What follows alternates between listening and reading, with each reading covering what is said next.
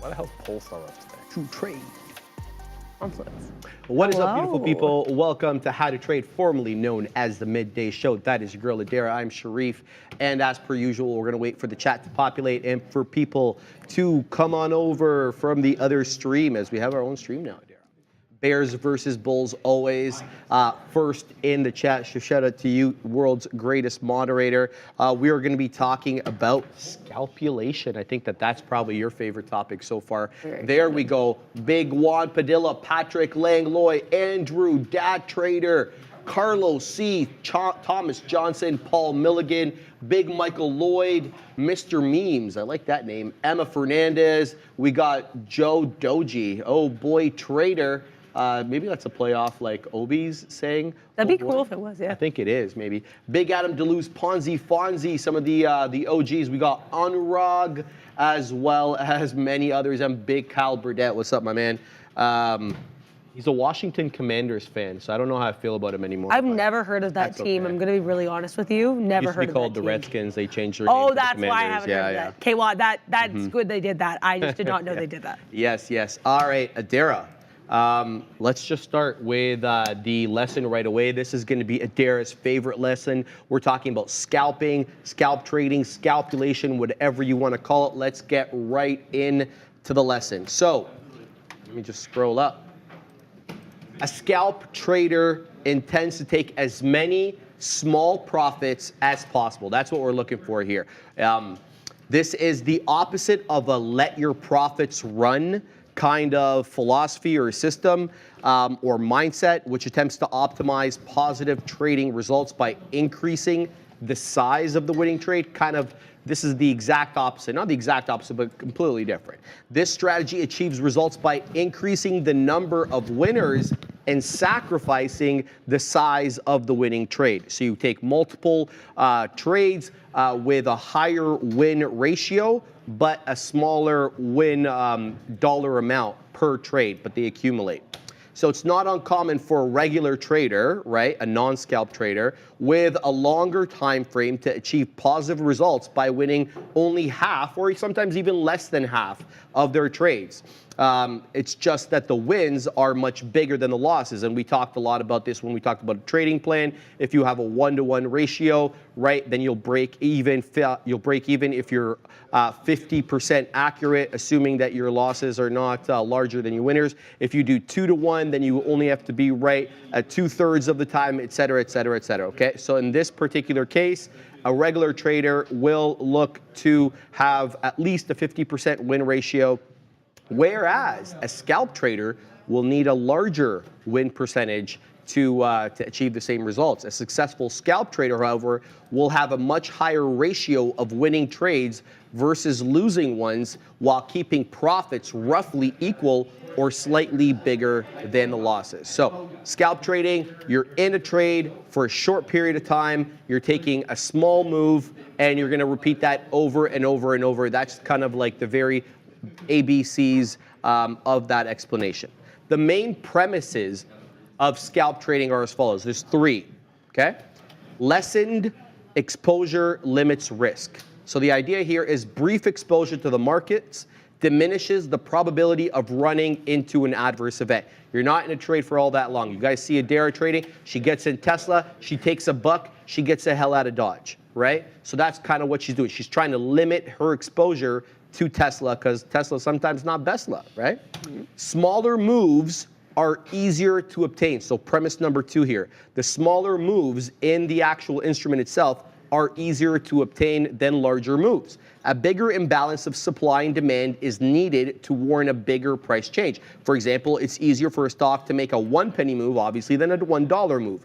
And so here, the idea again being that you size in for that 1 penny, that 10 penny move, and you get out of Dodge. You rinse, you repeat. You rinse, you repeat. We're going to talk about some strategies coming up, but we're just talking about the basics for now.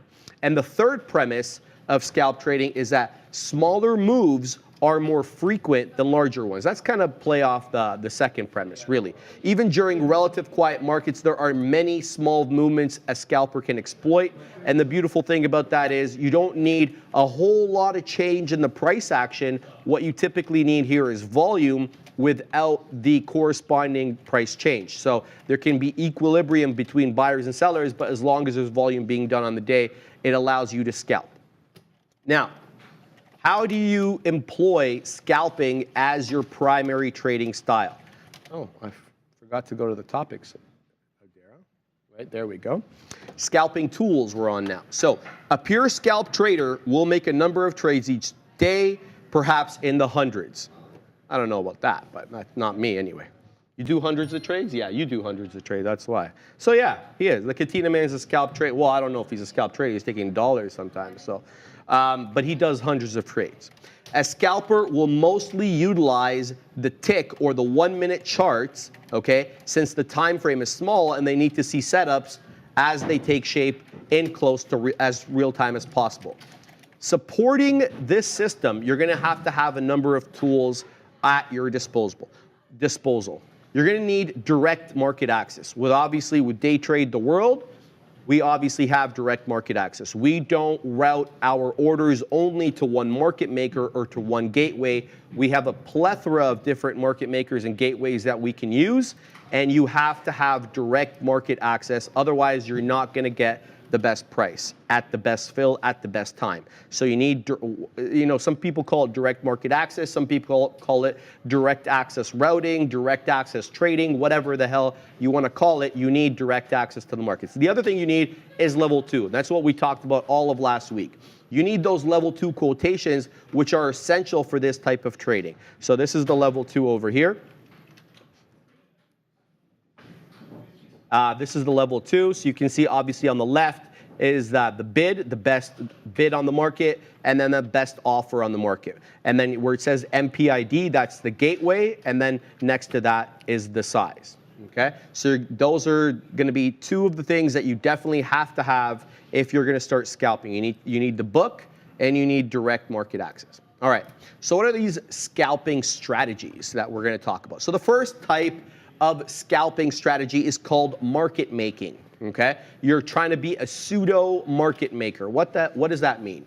Basically, you're trying to capitalize on the spread by simultaneously posting a bid and an offer for a specific stock. Obviously, the strategy can succeed only in the most immobile stocks that trade big volumes without any real price change. And we talked about some of these last week. The buyouts, where a stock moves up aggressively in one candle, moves sideways for the majority of the rest of the day, and basically what you're trying to get there is you're trying to see, is it trading within a 1 or 2 penny range? If it is, you sit on the bid, you get filled on the bid, and then you post on the ask, and you try to get filled on the ask for the offer. And basically what you're making money here off is you're taking big size, you're making a 1 or 2 penny move, as well as you're getting that rebate from the exchange. So you go on a gateway that pays you, what's it called? A rebate for adding liquidity into the market. So you have 2 ways by which you're making money,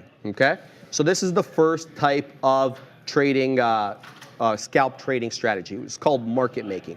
This kind of scalping is immensely hard to do successfully because a trader must compete with actual market makers for shares on both sides of the bid and the offer. Also, the profit is so small that any stock movement against the trader's position warrants a loss exceeding sometimes their original profit target. So if I'm trying to scalp 1 penny by sitting on the bid and selling on the ask for 50 or 100,000 shares, what if that thing goes against me 2 pennies? So now I'm basically out my entire, double my profit target. My profit target was 1 penny to the high side. Now I'm 2 pennies in the negative. So it's tough to do, and it requires a lot of practice and experience with the stocks that are very immobile but have high liquidity, okay? The second type of scalping style is done by purchasing a large numbers of shares that are sold for a gain on a very small price movement. A trader of this style will enter into positions for several thousand shares, sometimes several hundreds, we're not going to judge here, and wait for a small move, which is usually measured in cents.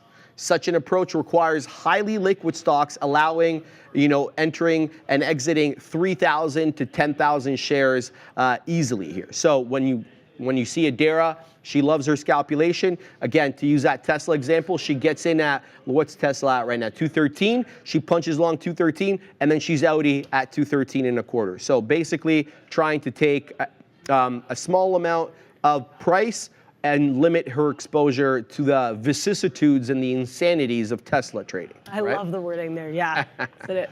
The third type of scalpulation or scalping is considered to be closer to the traditional method of trading.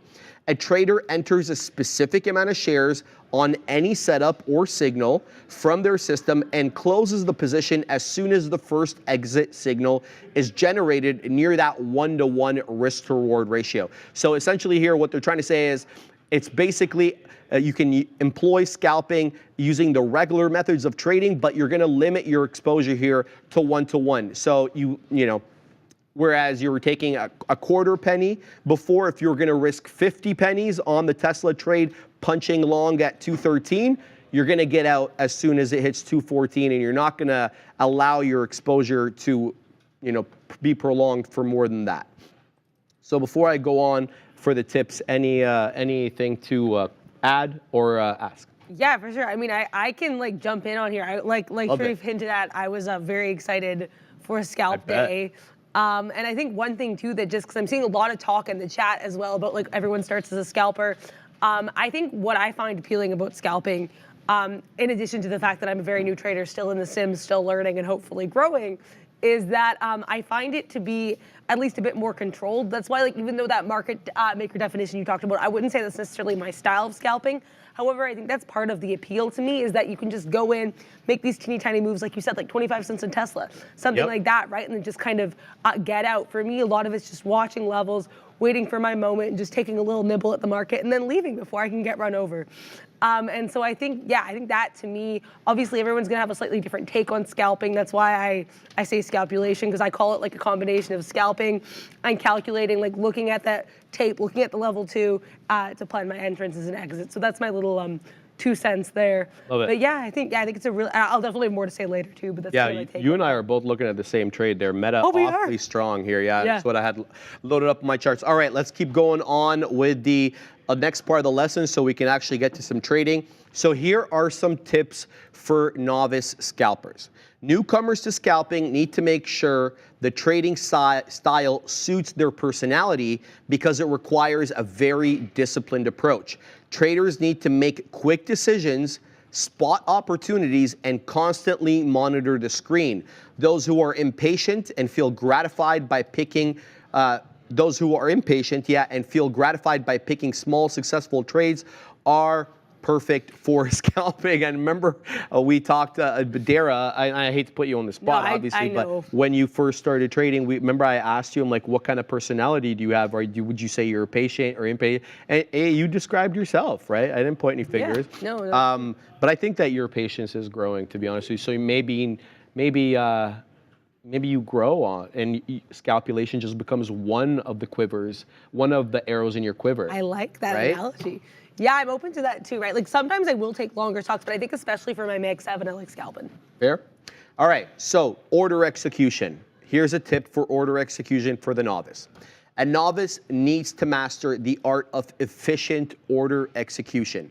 A delayed or bad order can wipe out what little profit was earned and even result in a loss, sadly. Since the profit margin per trade is so limited and small, the order execution has to be, well, I don't want to say perfect, but it has to be highly accurate. As mentioned above, this requires supporting systems such as direct market access and level 2 quotes. So what does this all mean? A really long-winded of saying you gotta be quick on the keys. You gotta know how to set up shortcuts for the keys. You gotta have resting orders, whether to buy or to sell. You gotta have your alerts set up so when things come into your levels, you're quick with it. It's not one of those ones where you can sit there, digest the price action, mull it over a little bit, and then decide to punch in. It's not a swing trade, guys, nor is it an all-day hold. This type of trade, you get in, you get out, and you're kind of like a robber in the night, baby. You're right. You're just you're going into that Walmart like we all see in those videos. You're collecting what you want, and you're running out that front door, right? You see those videos. You guys know what I'm talking about. No, seriously though, you have to be quick with the keys. Make sure that the broker that you're using allows you to have hotkeys, short execution orders, etc. Whatever. Like even my broker over here, I can right-click on the chart and put in an order. Super quick. Right-click, buy. And then I take the line that it gives me and I put it at the exact price that I want. And then I can trigger it just like that. So you got to figure out how to streamline your order execution. All right, number 2. Frequency and costs are a major issue when scalp trading. What am I talking about? A novice scalper has to make sure to keep costs in mind when making trades. Scalping involves numerous trades, as many as hundreds during a trading session. We just finished talking about the Katina man taking 100 trades per day. Frequent buying and selling are bound to be costly in terms of commissions. I can tell you right offhand that scalping on IBKR, if you're set up on the traditional commish, is probably not very good, especially if you're not trading big boy size. Because a 100 share order on Apple is going to cost me $1. I do that, a bunch of times, and all of a sudden those commissions are racking up, right? The commissions at Day Trade the World, much better. We're talking pennies here. And sometimes you get paid a rebate. So the frequency and the costs have to be, top of mind when you're talking about scalping, because the commissions and the fees can definitely rack up. This makes it crucial to choose the right online broker. The broker should not only provide services like direct market access that we talked about, but also competitive commissions. All right, third tip. Trading styles, all right? Spotting the trend and momentum comes in handy for a scalper who can even enter and exit briefly to repeat a pattern. A novice needs to understand the market pulse. And once the scalper has identified that, trend trading and momentum trading can help achieve profitable trades. We talked about momentum trading yesterday. What I said was I look for the stock that's strong on the day or weak on the day, and we're going to figure out a way to get in, whether long or short on that particular name. I personally don't like chasing the stocks. I want it to come into a key support level, whether on the 1, 5, 10, 20, whatever minute time frame, and get a dip trade off that. That's my style. So you're going to have to be, number one, aware of the market pulse, have an idea of what momentum or trend trading is, and then basically have an idea of how to enter based on that style of trading. Are you going to just chase it? Are you a breakout trader? Are you a pullback trader? So you have to identify what methods you want to use within the larger umbrella of scalp trading, okay? Another strategy used by scalpers is a counter trend trade, but beginners should avoid using this strategy and stick to trading with the trend. And I want to let you guys know that the Obi, the One, the Kenobi will be on tomorrow, and he's going to be talking about mean reversion trading, which is kind of sometimes counter trend. Because when Tesla's down 3% on the day, he could be punching long at 213, trying to ride that bad boy up back to 214. So we're going to be talking a little bit about this counter trend, mean reversion trading tomorrow. So make sure to stay in on that. And then technical analysis. You got to have a firm understanding about technical analysis. You got to understand how to use 3 specific indicators here that I want to harp on for scalp trading. Those are the moving average ribbon entry strategy, relative strength and weakness exit strategy, and multiple chart scalping. Multiple chart scalping just says, basically looking at a particular instrument on multiple time frames, whether the 1, the 5, maybe in the 15, or you have the daily in there somewhere. Personally, what I use is for small cap gappers, it's going to be 1, 5 in daily. For large caps, it's going to be 5, 15 in daily, okay? And last but not least, volume. As a technique, scalping requires frequent entry and exit decisions within a short time frame.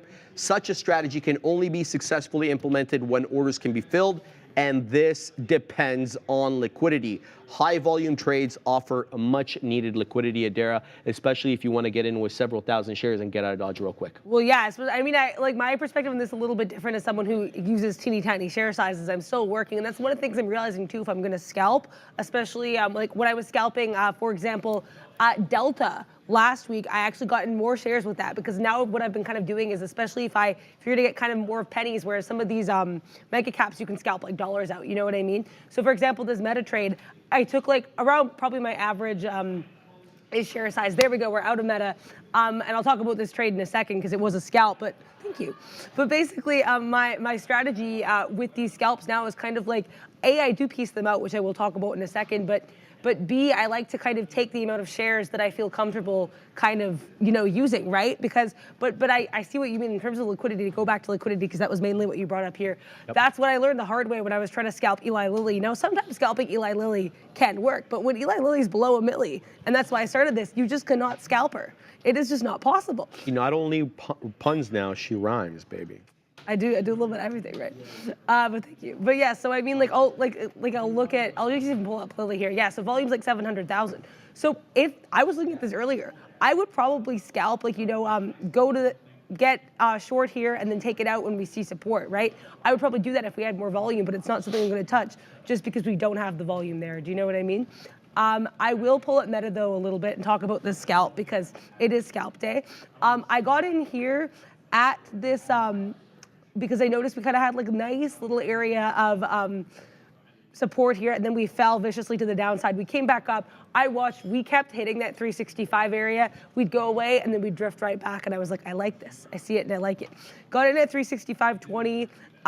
Could have had a better point of entry. I could have waited for 365, but I got in. I waited patiently, although I will have to admit, this is pretty hard for me to wait through. I got a little bit nervous when we rejected, but I saw that coming back to that 365, and I was like, okay. I was gonna get out if we failed this 365 364 kind of 50 area, because that was a nice area of support. So I was like, if we fail that, I'm gonna have to say au revoir.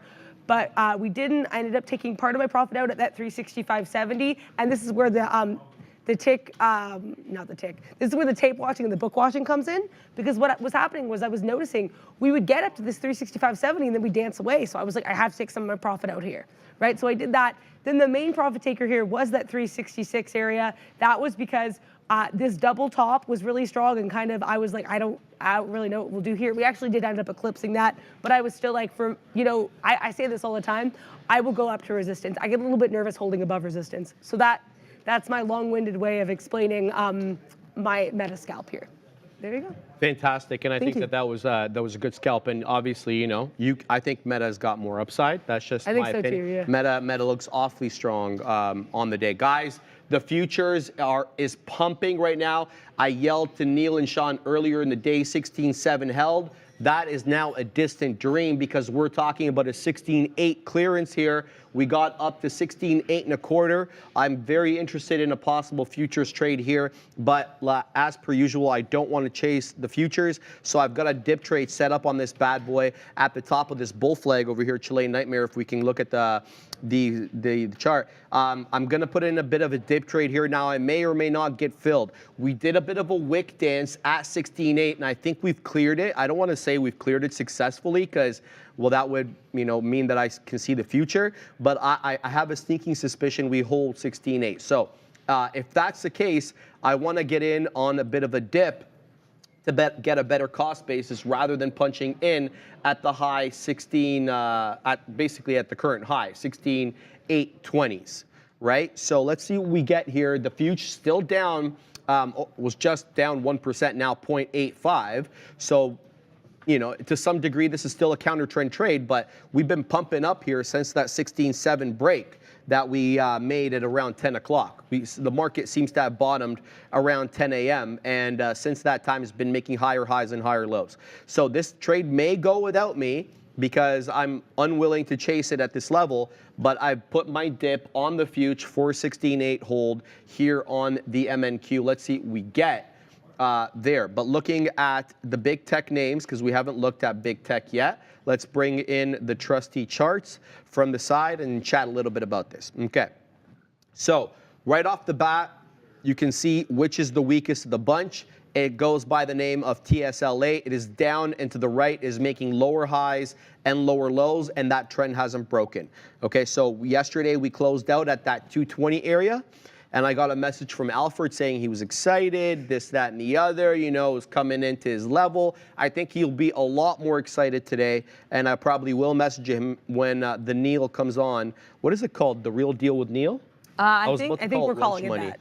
The Real Deal with Neil, baby, at 12 o'clock. Make sure to check that out. So I'm going to see what Mr. Zhang, Alfred Zhang, is saying there with respect to these new Tesla levels. But yeah, Tesla of the weakest of the bunch.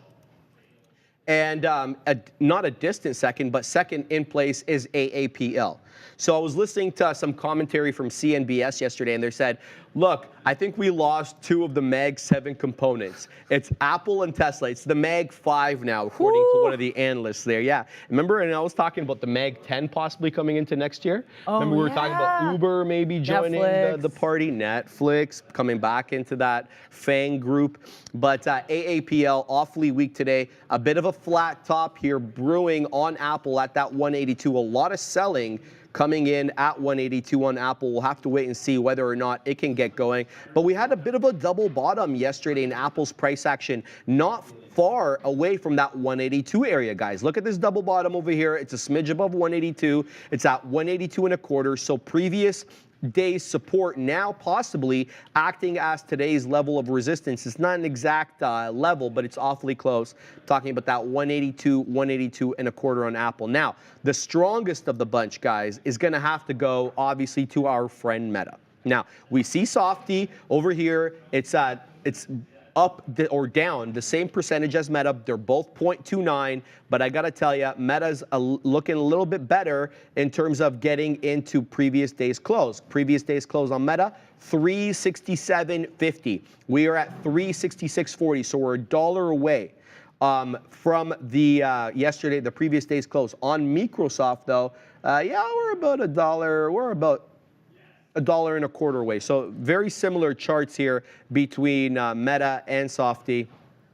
Maybe Amazon getting in on that mix as well. But if you're looking long, I think these two, for the moment, are the ones you may want to look at, Adair. Yeah, no, I think definitely lots of interesting looks in the Mag 7. I've just been sitting here charting Tesla because I kind of like this wedgie thing we've got going on here. We have the lower highs.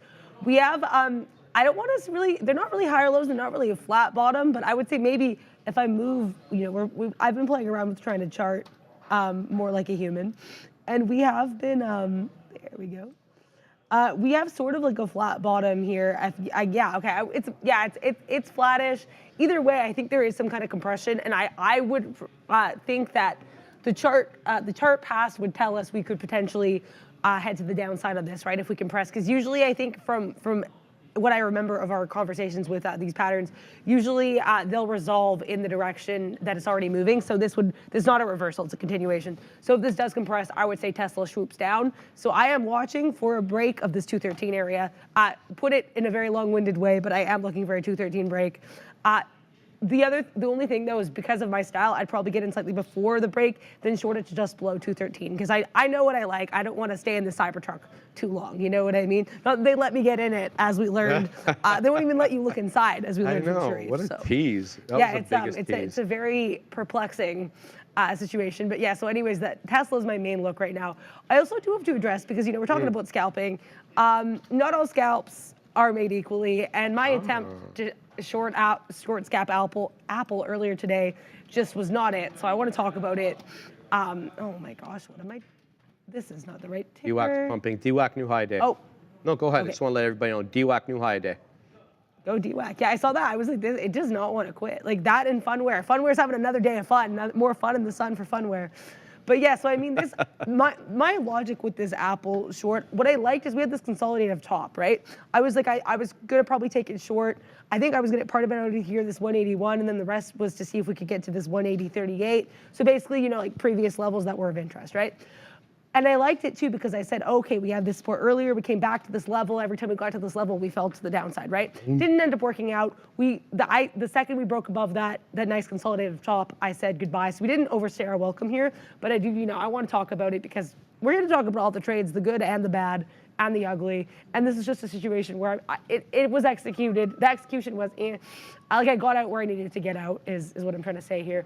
But yeah, because I mean, you always have to go in with a plan, and that's one of the things I think that is daunting about scalping, but also what I like about scalping is because you, like, especially when I'm scalping these Mag 7 names, right? They do move really quickly. So if I don't have a plan of exit, then it gets kind of dicey. But that's also why I like knowing exactly where I want to get in and where I want to get out, especially if I'm scalping these ranges, like with Meta, so that if it all of a sudden just flies to the upside, I'm not like, oh my gosh, where am I taking profit? You know what I mean? Because I know.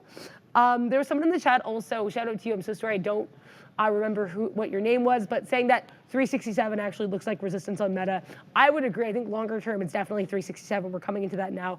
I just like the 366 level for myself, just because, like I said, I like to kind of get these like clear kind of scalp areas. Like Sharif was saying, I get a dollar, get a couple cents, and then leave. Right. But yeah, so I mean, that's what I'm trying to say is like, I think the planning aspect of scalping is part of what's appealing to me, because I'm not ever, you know, my impatient side, as Sharif alluded to, my impatient side isn't getting rattled because I kind of know, like, hey, you have a plan. As long as we don't break below this area, as long as I don't get into my stop loss, you can just kind of wait out for the plan to take place. So I guess that's my take on that.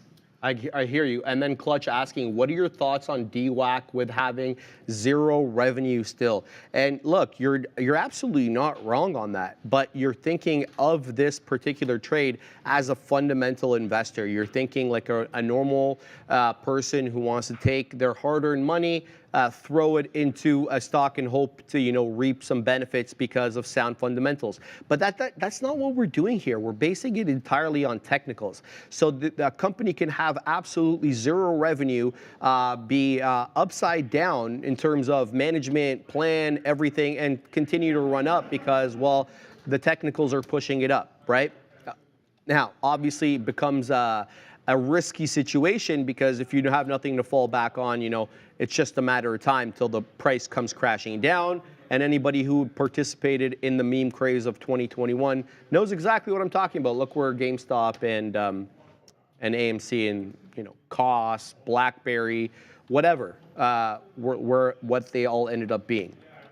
So a bit of a tough look there, but what I say to you is, you know, you're in it for an intraday trade, base it off technicals where you see support and resistance, that and the other, whatever your tools are for that. And don't worry too much about the long-term picture for an intraday trade, right? I mean, it's not irrelevant. Obviously, if there's a catalyst today that's helping propel something up, that's more of a fundamental part as well. But all you really need to know as a technical trader is that there is a catalyst and that's justifying the reason to move up. And then you look more at the price action rather than the fundamentals in the long-term picture. All right, guys, I'm involved in the future.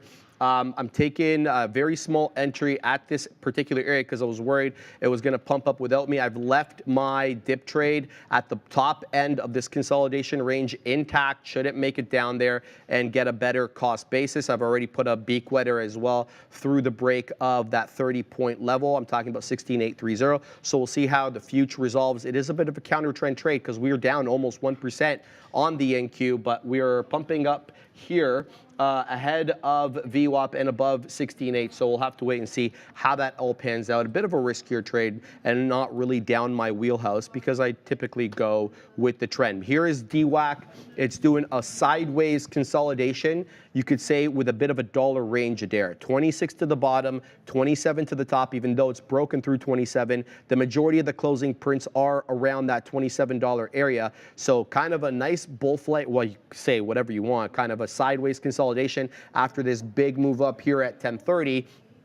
And I do like how resistance flipped to support. So we clearly had a crest over here at 26 3/4, which was obviously a resistance level. Lo and behold, that level now acting as the level of support. So any dips in and around there have paid for you, and you could probably have made $1.50, given that if you got filled around 26 or a little bit lower, yeah, you spiked up into that 27 3/4, albeit momentarily on DWAC here. So a nice sideways consolidation on DWAC. Here we go, above 27 and again, coming into 27 1/4. The spread is a little wide though, guys, on DWAC, so be careful. It's 12 pennies now. It's been wider at other times. Now the spread is really important for scalp trading. We just finished talking about this. The wider the spread, the harder it's going to be to scalp because you're not going to be able to get out that quickly because the bid is typically a little bit distant from the ask. So scalp traders, beware. DWAC is tougher to scalp. Not impossible to scalp, but tougher to scalp just because of the spread. So make sure you are sizing in accordingly here so you don't get bamboozled and end up taking a couple L's there. B. Davis, you're my guy. My girl Adara, aka Nicki Minaj in the house. What's up, peeps? What? B. Davis, you don't look like Nicki Minaj. I mean, I guess because I don't know. I spit bars. I don't know. I have no idea. Ram's laughing. Ah, you spit bars. I occasionally. You rip and you rhyme and you rhyme and you rip. I occasionally rhyme. And I make you puns. have no idea where that's from, do you? I do not know. It's from Chappelle's show. Okay, sorry. Yeah. I know Chappelle. I don't know his reference. Yeah, I know. The show is like super old. You remember?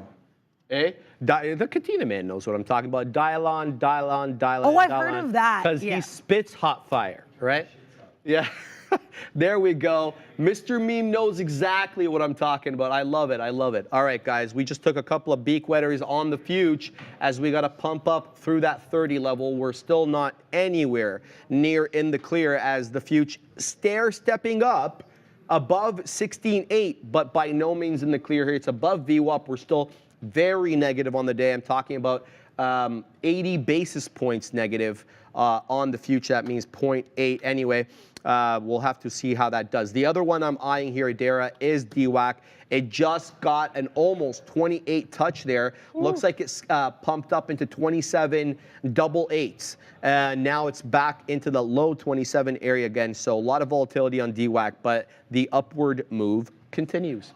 Yeah, I mean, DWAC has been a beast. Like, I remember sitting there, it was like we were dancing with 4% to the upside when I was sitting at the big desk, and now DWAC was like, oh, you thought that was cool? Look at me at 21% to the upside. So very much does not want to be stopped. I'm not really sure what Tesla wants to do at 213. I was going to say Tesla doesn't want to be stopped at 213, but I don't really think it knows what it wants to be when it grows up yet. I was trying to short this when we first broke 213. I was trying to get it in at that 213.15. We did not get there. So unfortunately did not get part of that movement. I was going to take it to like 212.50 because I kind of liked that area. Like we have these failed wicks to the downside. I like that look. Looks like we're trying to pick back up again, but if we can't make another higher high, I'm going to take this to right below 213 again. I'm just going to kind of go in and out. We're going to make some scalps in the wild today. It is scalp day, and I find it to be a nice prime day for scalping. What's the best scalp so that people see what we're right? talking Yeah, that's what I'm trying to do. I'm just trying to find trades to get into, right? I don't want to force myself into a trade here, but I have to say I do like this Tesla short scalp if we don't make a higher high here, because it looks like we could. But also Tesla's down like 3% in the day. I'm still not going to say it's a long. So yeah, so we shall see what occurs here. Also, the other scalp I have, which is maybe a bit counterintuitive, is Meta kind of couldn't make that 367. So we might short this baby back down. I'm gonna have to wait and see here. I don't like, I'll trade in whatever direction the stock's moving, right? So although I have been a little short biased as of late, which I know Sharif has mentioned as well and caught on to. Once I discovered shorting, I really enjoyed shorting. But it's like now it's more of like a balance, right? Like if I see the moment, I'll get involved. But yeah, I'm tempted to short Meta from this 366.30 because that seems to be a pretty solid level. And I would take it down to about where I initially entered that long, where we had the consolidation earlier, that 365 and a quarter, 365 and a third type area there. So that would I would be of interest. That would be of interest to me. That would have been the right word there. Also, Microsoft looking nice for a range. Yeah. Okay. Microsoft too, though, kind of coming into this. Oh yeah, we're kind of actually already there. This is the area in pre-market that we were kind of dancing around and then we fell from pretty intensely. So I'm gonna be cautious of this. But we have Sam Altman talking. We have OpenAI talking. Sam Altman also talking for the first time ever yesterday at that Davos event about the World Economic Forum. Well, yeah, I was gonna say about the he finally opened up about the whole getting fired thing. Ooh. Yeah, he didn't say that much about it because he was like, I don't know why you guys are asking me this. Like, we're here to talk about AI. But what he did say was that he was like really thrown off. It was a surprise. He didn't really know where it was gonna go from there. It was kind of what we would expect it to be. Yeah, okay. You can find it, I think, on CNBC. But I read it last night and I was like, because I followed, I like got way into this whole thing. Like I was like looking at all the board members. Board members under the bus. No, he handled it very professionally. But I did think it was cool that he like opened up and was like, I was shocked. It's not something I've talked about for a reason. I don't really want to talk about it, but also here are my thoughts. So that's if you were interested in that drama, I think that's worth saying. He also, I think, did refer to it as drama, which I appreciated. But yeah, like he's like, why are we talking about this drama? But no, I mean, Microsoft breaking even here, I'd be tempted to get involved in this. One more thing I want to say too that I appreciated that was in our little notes here and that you mentioned is that like there are different styles you can use for scalping, right? So some people can like get in and just take a small profit off of a break to the upside. What I like doing is I like doing scalping in the ranges. So we'll get involved at the low of the range, get out at the high if I'm doing a long or vice versa. I find breakout scalps a little bit harder unless there's a clear area of resistance because I don't really know where they're gonna go for there, right? But I just wanted to touch on that because I appreciate, that's why I call it scalpulation. I think that's usually when I'm being a bit rangier. But yeah, everyone can have their own strategy and then just add some scalping into it. Just put a spoonful of scalp. I love it. That makes the medicine go down. There we go. I'm good with that. I'm good with spoonfuls. Guys, Softy and Meta are awfully strong right now, and I'm gonna go ahead and suggest to you that they are the ones leading this market up. I don't know what Meta's weighting is on the NASDAQ. I haven't looked. I know Softy's probably not number one yet. It's bigger than Apple, but I don't think there's been a reweighting. But Softy's a monster right now. It's knocking the door of 390 again, and it's single-handedly bringing, I don't want to say single-handedly, but it's pumping up this market. I've already made 2 fat finger mistakes by adding to my futures position rather than removing, hence the exits here. But we are pumping up here on the future, guys. We're in the mid-30s now. We were chatting when we were in the teens, so we're about 20 points or so clear of that level on the future. I'd say, you know, keep your eye out on that 50-point level, 16,850. It's not, you know, I don't want to say it's not important of a level, but let's bring in the chart over here.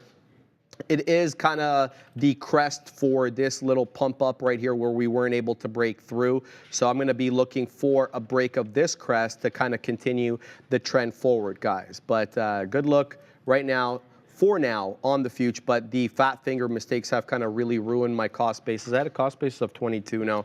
I have cost basis of 27. So it's not a good look for me there because I've been adding rather than removing. So yeah, we'll see what that get. Nick Dubb says Disney is tanking. Let's have a, oh wow, DWAC almost at 28. Okay, let's have a look at Disney for Nick real quick here. Do I have DWAC on 2 screens? Yeah, I do, okay. It's that important. You need to see it twice. Know, right? You can't escape it. You can stay on the screen, guys. Yeah, Disney tanking there below 91 now. So in the 90s goes Diz. I haven't looked at it all day. Obviously, I did see the headline from earlier today that Disney was putting the kibosh on Nelson Peltz's attempt at a board seats. Because last time I heard he wanted 3. So I don't know if that is this the market reaction to the Peltz thing, or is there a different reason for this? I think that's the main thing I heard was the Peltz thing. I'm just pulled up Disney here on my Benzinga. Yeah, no, what Benzinga had was not what it was. It was just like, oh, people on Apple Vision Pro can stream Disney Plus, which I highly doubt is what had Disney tanking. So yeah, I'm not seeing anything there. Oh yeah, I think it's just Bob Iger rejecting activist shareholders board picks. That's the main thing I'm seeing. Yeah, that makes sense. Yeah, so Disney is on its way down here, and it did break that critical level of 91. So we did have a bit of support at that 91, let's say, and 91.05. Earlier on, was that 91? Yeah, 91.05. But now we've broken 90. So that support level no longer valid at this particular moment. So we'll have to wait and see whether we get a bounce back up. It's just a perfunctory break of 91. Let's bring in the side chart here to have a look at Diz on the longer term time frame. So I have save up here. Let's load up Disney and let's go to the 30-minute. All right, so yeah, it's not really that important of a level. I mean, we were here couple of days ago, January 10th, 11th, and 12th, we were all sub 90. So quite frankly, the bottom is at that 89. The support level's at 89. It's not where I thought it would be at 90. Initially, it was at 90 when you have here at price action on the 3rd, 4th, and 5th, all of which based out at 90 bucks. But then we broke that here on the 9th when when we got into around 85.5. So I'm going to say 89. We'll see what we get when we get to 90, if we get to 90. But I'm not a big fan of these recycled levels. Obviously, Disney was awfully strong yesterday, giving back a great deal of that move here. So we'll see whether or not this keeps retracing. You might want to use some fibs here, which would be interesting if we use some Fibonacci's to see where we are in the retracement on this. So where's the opening print here? It's at 8:30, 9:30. Where's the 9:30 print? There it is. Okay, so what do we get? So we're almost 75% of the way back here. Sorry, it's not 75. What am I saying? 76% of the way back of the entire move yesterday on Disney. So we'll have to wait and see what we get there. But yeah, Disney looking awfully weak at the moment. Dan Emmons is back in the chat. My man, Big Dan. Where you been, my man, Dan? Eh? Oh, Neil says you were here yesterday. I didn't notice. Okay. I didn't. Yeah, I didn't notice. Shout out to Neil. Dow filled gap. So the Dow has filled the gap. The Dow is down only 0.1%. So the Dow outperforming the ES, the NQ, and the Russell. The Russell getting the worst of the four. It's down 0.82, followed by the NASDAQ, which is now down 0.77. So shout out to Dan the Man Emmons. I haven't seen that dude in a minute. Glad that you're back. Dan, look at this futures trade here as we pump into the 40s, my friend. I'm looking for a 50 move, right? So that's where we're gonna, be looking to take out the majority of the position in front of 50. But nice move here on the future as we continue to head higher. Now my cost base is completely warped because now I have a cost basis of 30 because of my fat finger mistakes here, Adara. But we are moving up nicely on the future today. Well, I hope that we do move higher because that's a great trade. But also a little bit selfishly, I hope we move higher because I am in a little Microsoft long here as well. So I want to explain my logic here. Though I'm getting a little bit nervous because I'm pretty sure where I entered is kind of becoming a bit of a point of resistance. I got in here because I wanted to, we were kind of seeing, at one point, seeing nice support here around this 389. 95. I was going to take it to about that 390.50 for half of it, 391 for the second half. We do keep recovering though as we get to this 389.50. So that does give me a little bit of hope. Or not hope. Hope is a bad word. Not hopium, but like it's still within my range is what I'm trying to say, right? I'm getting out if we have this decisive break below that 389. 20, 25 area, because that would be a lower low, and then it will be time to go. But for now, Microsoft is doing just fine here. I'm just going to kind of, again, like I'm trying to work on being more patient. So as long as the move isn't wrong, as long as we don't have like a conclusive proof that it's gone against me, you know what I mean? Then I think it, or like as Sharif puts it, like as long as the trade stays valid, which I think has been a really good way for me looking at things as well when I scalp, right? Because I'm like, I know as long as X and Y parameters that I've set are still in play, then there's still some hope in this trade. Or not hope, but like, yeah, Ham's started saying hopium is a way to lose. Yeah, hope is not the right word. I'm just trying to say like, because it's still within my parameters. Do you know what I mean? So there's still a possibility. That would be a better way of putting it. I did word it poorly. Because the logic is still here, right? Like I'm not staying when it's fallen against me. We're about like 15 paper cents out of the money. So here we go here. I'm just gonna let this run a little bit. Chucky, I love that name, saying, don't sleep on DKNG. I always wanna call it Donkey Kong, I'm not gonna lie. Let's look at DraftKings. Oh, DWAC. Yeah. I love how you just exposed me like that. As soon as I get into DWAC, Adara just exposes me. I'm so sorry. It's okay. What are you saying sorry for? Well, I've like ruined like the surprise element. I'm kidding. I'm just. I just saw it on the screen I'm and I was nervous like, about it. That's why. Oh, okay. Yes, exactly. Yeah. We'll see if we can actually keep making these higher lows, Adara. That will maybe take something in front of 28 or so, in and around that area. So keeping my eye on that. But the future now coming back down. I only have one more out on the future anyway, so as a result of the fat finger. So if this one comes in to that 16.8, we're gonna cut it. So we'll have to wait and see what we get on that. It's the DWAC trade that I'm probably most concerned about at the moment because it's just so volatile and unpredictable. But up 21%, putting in higher lows. I'm gonna probably have resting profit takers on this one into the high 50s and 60s. Probably layer that into the 70s so that if it does spike up there ever so briefly, I am able to wet my beak on some profits there. So let's go ahead and sit at 49s. We'll see if we can get a fill in and around there. But fun has kind of turned the other way. So DWAC continues, I guess, I don't want to say continues, making higher highs and higher lows, but fun the other way, Adara. Yeah, I heard the fun has stopped. We have finally, you know, no more fun to be had in fun. Let me look at funware and stop making puns about it. Of course. Oh my God, we're down. Yeah, sorry, this is just me looking traumatized by this chart. We're down like 60%. They were trying to make a nice recovery here, had this nice swoop up on some good volume here. I love looking at this volume chart because look at this, nice volume move to the upside, higher low. Then we had kind of a flat top. And then from there, lower high, or lower low, lower high, swoop to the downside. Yeah, swoop, there it is. We didn't get quite as low as this nice area consolidation here around the 16.5 cent area. So we have made, I guess, longer term a higher low, but we're still down 60% on the day. I would say of the two, DWAC is inevitably stronger. I don't even have to like say that, it's just very evident. What I like too about DWAC is there's kind of a rounded bottom. It looks like a bit of a frowny face, or roundy face, sorry, not a frowny face. So that could be a bit of a move to the upside there as well. Also, Microsoft, oh, thank you, Short Smeller, saying you're so funny, PHUNNY. I appreciate that. I mean, no, I'm just, you know, I'm just humoring myself, just making these strange little puns here. Also, Microsoft is dying, so I may need a moment to say sayonara to this trade. Okay. Thank you. Out of the last bit there on the futures, it comes back into 16.8. Keep your eye, though, on that 16.8 level. See if it acts as a level of support. It was a big flush down off 16.840 and change all the way back down. Look how aggressively the move makes its way back down versus how long it took us to ascend to that level. So here we are, 16.8 now in view. Let's see if we get a bounce off this level. You might be getting what you want here if you're a dip trader off key levels here on the future. So 16.8, we'll have to keep an eye on that. Already one out here on DWAC as it broke through the $0.5 level. Now I'm sitting at 3/4 on DWAC. We got that 27 dip.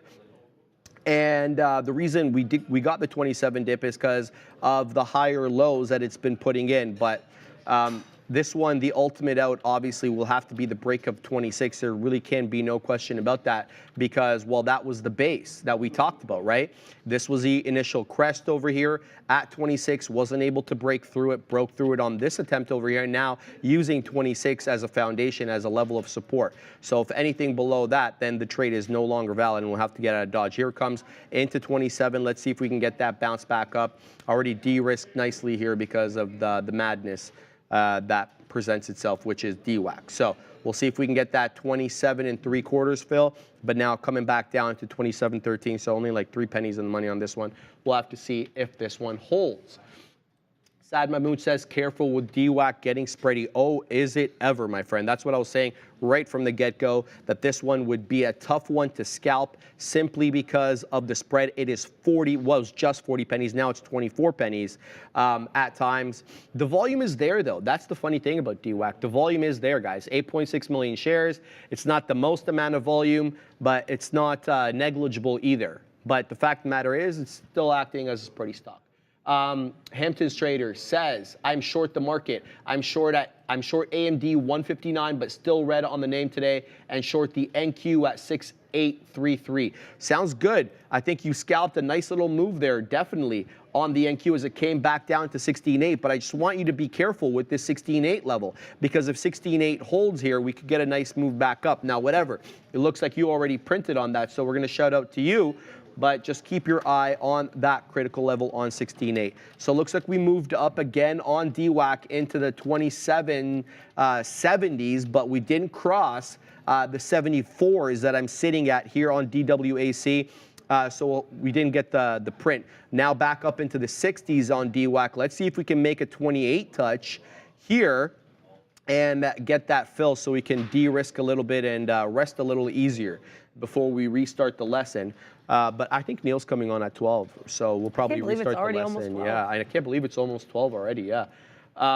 We'll probably restart the lesson after Neil is done his, but yeah, just keep your eye on 16.8 if you are interested in the futures trade or any Mag 7 names, as they're often influenced a lot by the futures. And then I'll keep my eyes here on DWAC as I'm waiting for that resting profit taker to fill. Magic Mike, according to my algo, NQ crossed under the 200 EMA on multiple time frames.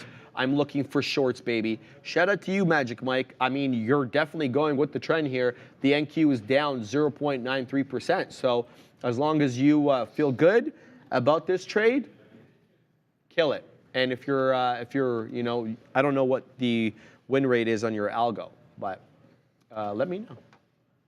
Let me know. I'm trying to get an algo trader on, by the way, guys. We have an algo room back there, and I can't tell you how many times I've gone to the main guy in the algo room and tried to bamboozle him onto the show. And he's like, look, I really want to do it. It's just time is really tough. And then he's got a couple of guys he's training back there. So trying to get the algo trader on, kind of give us an idea of, you know, how to use APIs. Because let's talk about P Pro 8 here.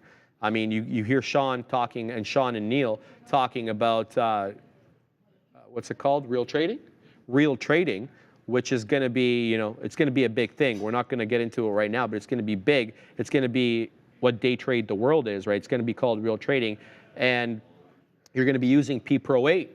And P Pro 8 has one of the best API interfaces to incorporate your own algos, your own software through it. I know IBKR does as well through Trader Workstation, but it's not nearly as robust as P Pro 8. So if you're interested in algos or you're already on that, just know that P Pro 8 has a hell of an API set. There was a computer programmer who used to be on the trading floor, and he made this entire interface for himself, where he could buy, sell different amounts, and he had different shortcuts, all using the API, but an entirely different layout than the ones that we have. So he made it work, and he made it work real well. So shout out to Cash. If you're watching, Cash, I know that I talk to him from time to time. Shout out to Cash.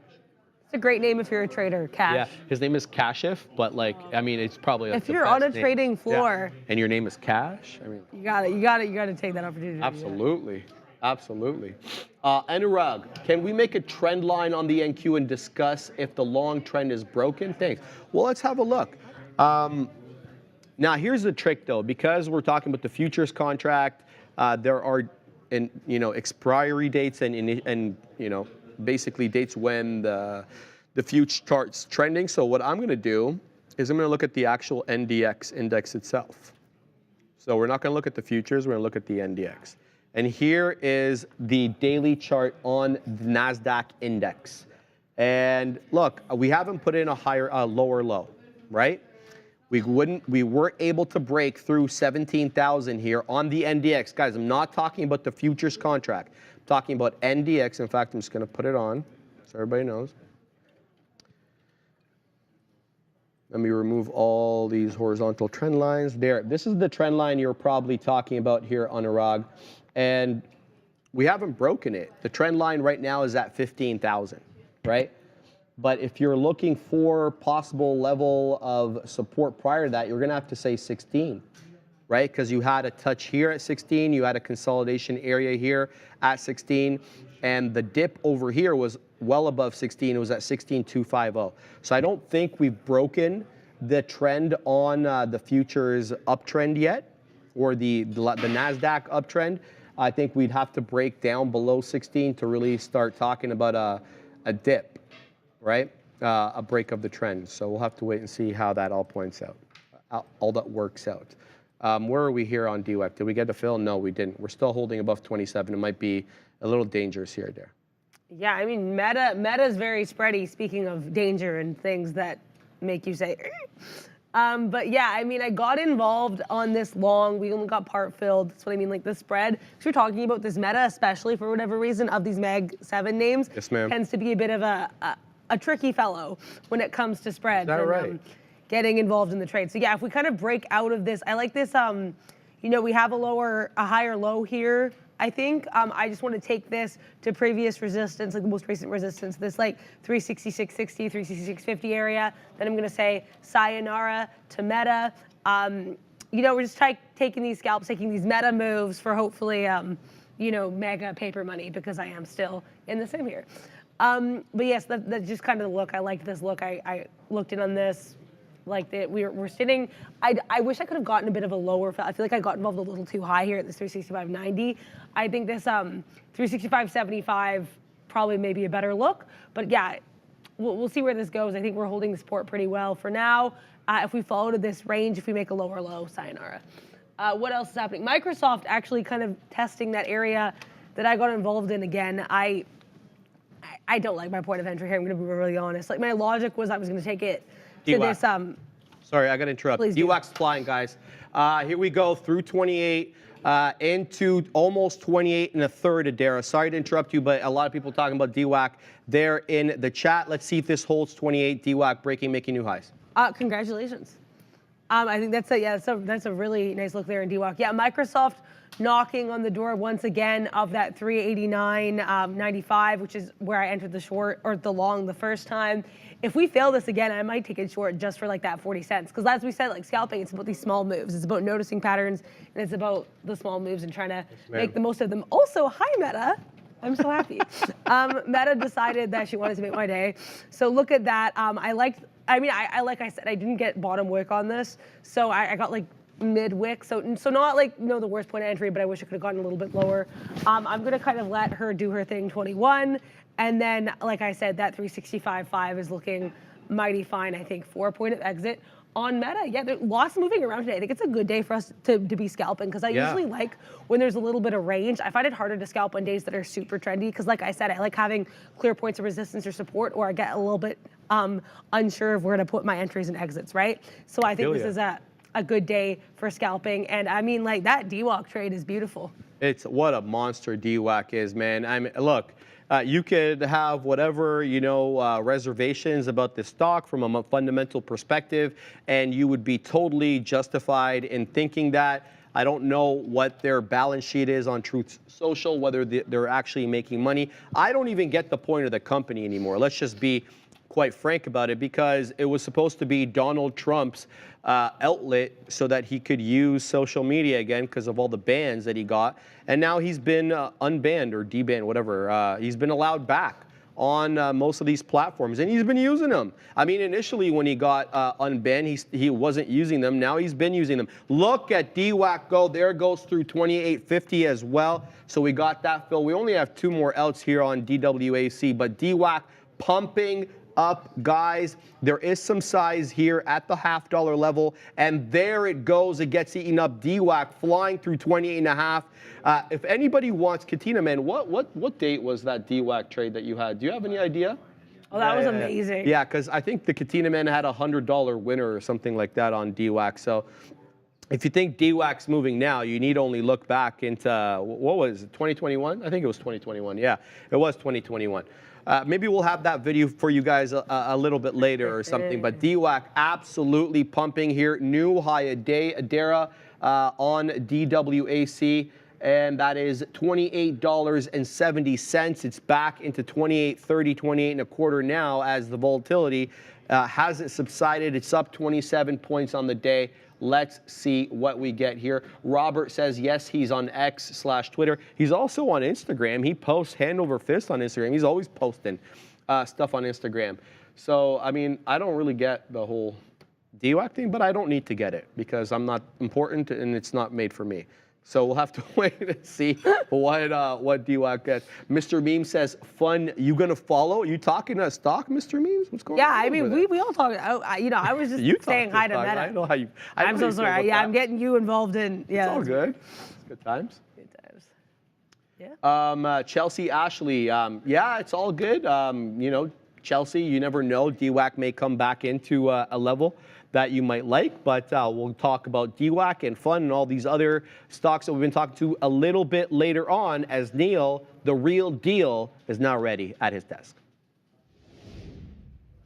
Here we go. Let's talk a little bit about scalping. You know you love to do it if you're an active trader. and you know it's a profitable strategy for many out there. But I want to talk about one specific aspect of this where it's all about being, let's get back on me. Adara, you know what's up. I know you like scalp trading too, as you're looking at some funware probably, or maybe some DWAC today. But it is all about being flexible, mentally flexible, and taking multiple trades. That's the nature of the game. But we're going to get into one very specific thing that I think can take your scalping to another level, if that happens to be your style. So let's get it out of the way. You guys know scalp trading is about taking those small reactive wins, very, very quick in and outs, as opposed to holding something all day long. It all starts with a premise though. And sometimes the premise is as simple as a key level breaks and then you get into the trade. I'm going to start with something like a Rivian here just to outline when you get a quick move and you just want to grab some profit. So we'll come to the chart. An idea of a scalp trading is $17 was a level. It's a nice flat bottom. It makes a double bottom from yesterday. It breaks down, then you're trading off of this level. You like it short because it broke down. Keep it really simple when you're trying to scalp trade. So it goes into 17, flush, bounce, take one trade, another failure at 17, short it again. Sometimes you're risking 5 cents to make 10, 15. Other times you're risking 10 cents to make 15, 20. The initial move bigger, the moves after a little bit smaller and a little bit tighter. Willing to have a tight stop. So shorted it the third time, and what ended up being the last time, as I'm sitting on the off without a fill, what ended up being the last time was only an 8-cent win to risk 4. So it's all about those quick reactions and ins and outs. We all know that you've got to make the fast decisions to take profit because you're scalping something because you think it can give you multiple entry points and multiple trades. It could be on a key level, it could be on a trend. But the biggest thing I think about scalping is if you've got an idea and a stock that is in play, you've got to be super, super nimble. Like Funware did over 1 billion shares yesterday, as of today, to $360 million at lunchtime. Now you can have all the ideas in the world, but sometimes you've got to be a little bit reactive for a scalp trade opportunity. I did not anticipate how quickly Funware would move to the upside, but once it did this turn, right in here, off of aftermarket, there's your offering announced, it made a bounce, it couldn't take out 22.5. Once I see it turn there, I'm just thinking short. I'm thinking short and I'm looking for an entry point. You might say, well, how did you know it was going to turn right at this point? You got to read the tape, you got to look at the level too. Once you have a direction in mind, I might not get to short it off the 22 level, but here I found a big seller in my direction to trade off of. You're always looking at the level 2 and the time and sales if you're a scalp trading, because you've got to be able to see, okay, it's in a downward trend. I'm looking for an entry point. Looks like it topped out there. But unless I saw the big refresher at 20 cents, no chance you're taking that trade and risking it that far. I'm not going to risk 10% on that trade. That's too much. But if I can short it here, 19.8, 19.9, to 20.25, like that is a small risk, and then you get a 10% pullback, and you make sure you take profits. Look at the profit out as it rounds out, so hang on to a small bit for the bigger winner. But that is the thing about scalp trading. You cannot just look at the chart, say there's your wick top, I'm going to get in there. You've got to find yourself some other entry points. So reading that tape, reading the level 2, we've already talked about refreshers, icebergs. Those become key because if you're in the right direction and the big order jumps in your favor, you've got to be looking at it, thinking that direction, and ready to execute. You've got a few seconds when you notice that seller at 20 to be able to get the short in and then take it. Once those seconds are gone, you already get the flush. It's too late. So you've got to have your hands on the keys in the ready position, almost like a gamer. At the end of the day, speed does matter when you're taking that kind of a trade. I mean, speed matters for a lot of trading, but when you're scalp trading, it's even more important. And the other thing, and it's not that I'm going to sit here and say, hey, that's a winning trade. You also have to be understanding that sometimes you're going to get that miss. Because the same thing, almost a similar thing happened when this got to 24. So I'll show you what can go in the other direction. You got to be willing to take your hit when it's there. I was waiting for a big key level at 24. I was favoring the sell because of the news being negative. I got in and out of that top. I had a scalp trade right into like the previous high, was trying to hold on to a piece for the bigger flush. It ran the high. I took my out because I don't want it squeezing on me. I'm not there to risk 5, 10% on that trade because it's a scalp trade. And sometimes you are not fast enough to get back in. But that is something you have to aspire to do. I was looking to re-enter that trade, was not fast enough to get back into the trade. But you've got to be looking, you got to be trying. You might take 2, 3, 4, 5, 6 swings at the same level if the stock is trending. And I can tell you from yesterday in Funware, there was a long off here, there was a long in there, there was a long and a long. Missed the tops, but when it was trending to the upside, you had to be taking multiple entry points. Like it's doing 1 billion shares. You want to be long there, you want to be long there, you want to be getting long on each of those consolidation levels because each one of them offers you a new opportunity. Now you might take NVIDIA at 500 and ride it to 520, that's perfectly fine.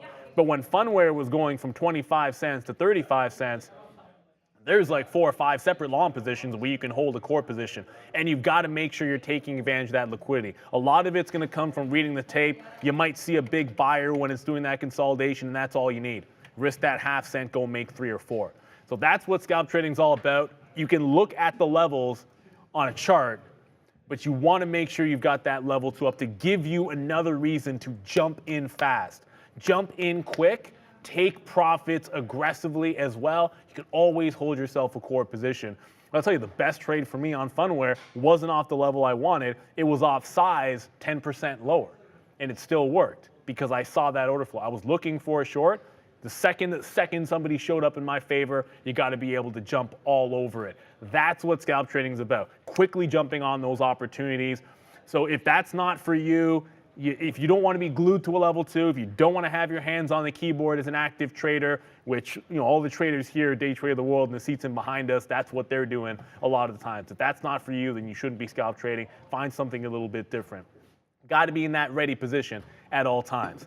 So I hope that helps you guys out there. There's plenty of names that you can look at that are going to move every single day. That's the value of scalp trading. You'll find something that's in play pretty much every single trading day. Thank you, Neil, or I should say the real deal, Holyfield.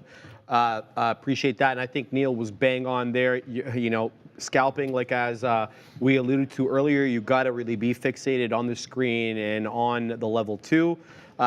If that's not your modus operandi, if that's not what you want to be doing, if you want to find a key level, you put in orders, you set in a stop loss, you set in a profit taker, and you go, maybe this isn't the thing for you. I saw the Katina man just right in the chat. There's one positive scalper on this floor, so make sure you know what you're getting into when you choose scalping as your method, okay? It's not as easy as Adara makes it look, okay? Well, thank you. I don't think I do, but thank you very much. I will take that because that was very nice. Yeah, I mean, the thing is too, is you were talking about this as well with the NQ. I think one of the things with scalping is to be very quick on the keys, and unfortunately, I told you, I need to start proofreading my trades. We had a little bit of a typo out here. I ended up getting out basically where I got in, so it wasn't much of a loss here for half my position. Still have the other half of meta. At this point, if we have a decisive break of 366, we'll take slightly above that. The goal, though, like I said, is that 366.30, 366.50 area. But that is neither here nor there. I would love now to take everybody through scalping. One more time, but another time. One more time. Yeah. All singing aside, yeah, scalp time. Super excited for this. Like I said, I enjoy scalping, and it is a difficult strategy, but it's one I find really fun to cut my teeth with as I get started trading. So what is scalping? How does it work? So basically, scalpers or scalp trader will try to take as many small profits as possible. So it's the opposite of the whole idea of letting your profits run. And I find, just to kind of insert my experience here, I found the let your profits run strategy kind of stressful because I'm someone who I like having a plan. I like having a clear in and out. And if I was just letting my profits run, I would just sit there for way too long and then it would turn against me. Do you know what I mean? So I think with scalping, I like it because I have to have a plan going in or I just can't get involved in the trade. I think maybe, not going to be a strategy for everyone or that works for everyone, but like Sharif was saying, know your own limitations and know what your personality is. And I think with that in mind, this works for me. So again, with scalping, instead of letting your profits run, you're going to try to optimize. You're basically just going to try to do almost the opposite of that. So with letting your profits run, you're trying to optimize positive trading results. Instead, with this, you're basically scalping. You're going to try to achieve results by increasing the number of winners and sacrificing the number of wins. But here with scalp trading, you're going to have, that's the opposite. With scalp trading, what you're going to do is you're going to have a lot of different trades. You're going to be in and out of trades, and what I like to do is I like to have profit takers along the way too, right? It's very you're kind of in and out like a ninja. You're like a little trading ninja, or like you said, the people at Walmart, right?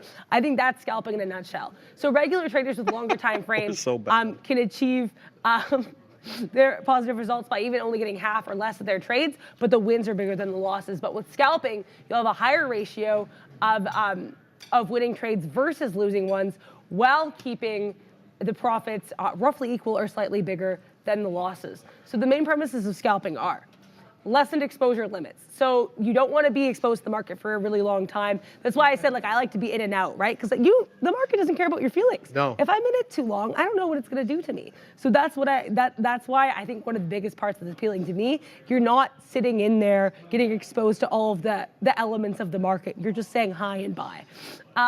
Smaller moves are also easier to obtain, right? So a bigger imbalance of supply and demand is needed to warrant bigger price changes. For example, it's easier for a stock to make a 1 cent move than it is to make a $1 move. And so that's why I think with scalping, especially as I said, beak wetter, shout out to Sharif along the way, you're kind of minimized, or you're making the most out of every minimal move. So I think that's really important. I think that's part of what scalping that I found really appealing, and that I've just been trying to really hone and hopefully get better at as I go and as I learn to trade, which is almost the name of our show, How to Trade Here. Smaller moves also are more frequent than larger ones. So even during relatively quiet markets, there are usually small movements a scalper can exploit. And that's when we get to what I call scalpulation, my range scalping, just looking at the tape and the book and looking at the chart and just trying to make the most of these itty bitty teeny tiny moves in a stock. So yeah, scalping, if you're going to adopt scalping as your primary trade style, what does he do? What does this entail? So a pure scalper is going to make 100 number of trades per day, sometimes in the hundreds. And so this is what Sean was talking about earlier, right? Just making tons of trades, lots of fills, making the most of the market. So a scalper will often sometimes use smaller charts as well. I don't really do this. I like using the 5-minute. I sometimes call it like intra-candle trading. If you can get in at the bottom of the candle and out at the top, I love that. That's not always going to be the case for a 5-minute, but that's kind of sweet when that turns out. You know what I mean? But depending on your scalp and your strategy, you're going to have different time frame charts, usually within that smaller range there. And also, you can use systems like direct access trading or level 2 quotations. And we were talking about level 2 and the book and the tape all last week. I love reading the book because what I've noticed is you can really find key levels of pricing that are of interest, and then that can kind of help refine my entry or exit point. Especially if you're scalping, if you're not going to be there that long, you don't want to overstay your welcome. That's what I'm always saying. And I feel like you can kind of tell if your time's about to be up based on what the tape's doing or what the book's doing. So for right now, I feel comfortable staying in meta because I'm seeing we'll get below that 366 even with the spread being the spread of meta, so it is what it is. We'll keep getting back to that 366, right? So I'm like, we've got something at 366. I'm going to stay here for now. That's when I say scalpulation, because I'm scalping and I'm also calculating with the book and seeing how comfortable I feel. So that's part of it. I just wanted to explain that there too. And instant execution of orders is really important for a scalper. So you need to kind of have like direct access brokers, what they're saying here. Also just being really quick on your toes, having your shortcuts, having your keys ready. Sometimes that does result in fat-fingered trades. Unfortunately, like what I did when accidentally getting part of this position out.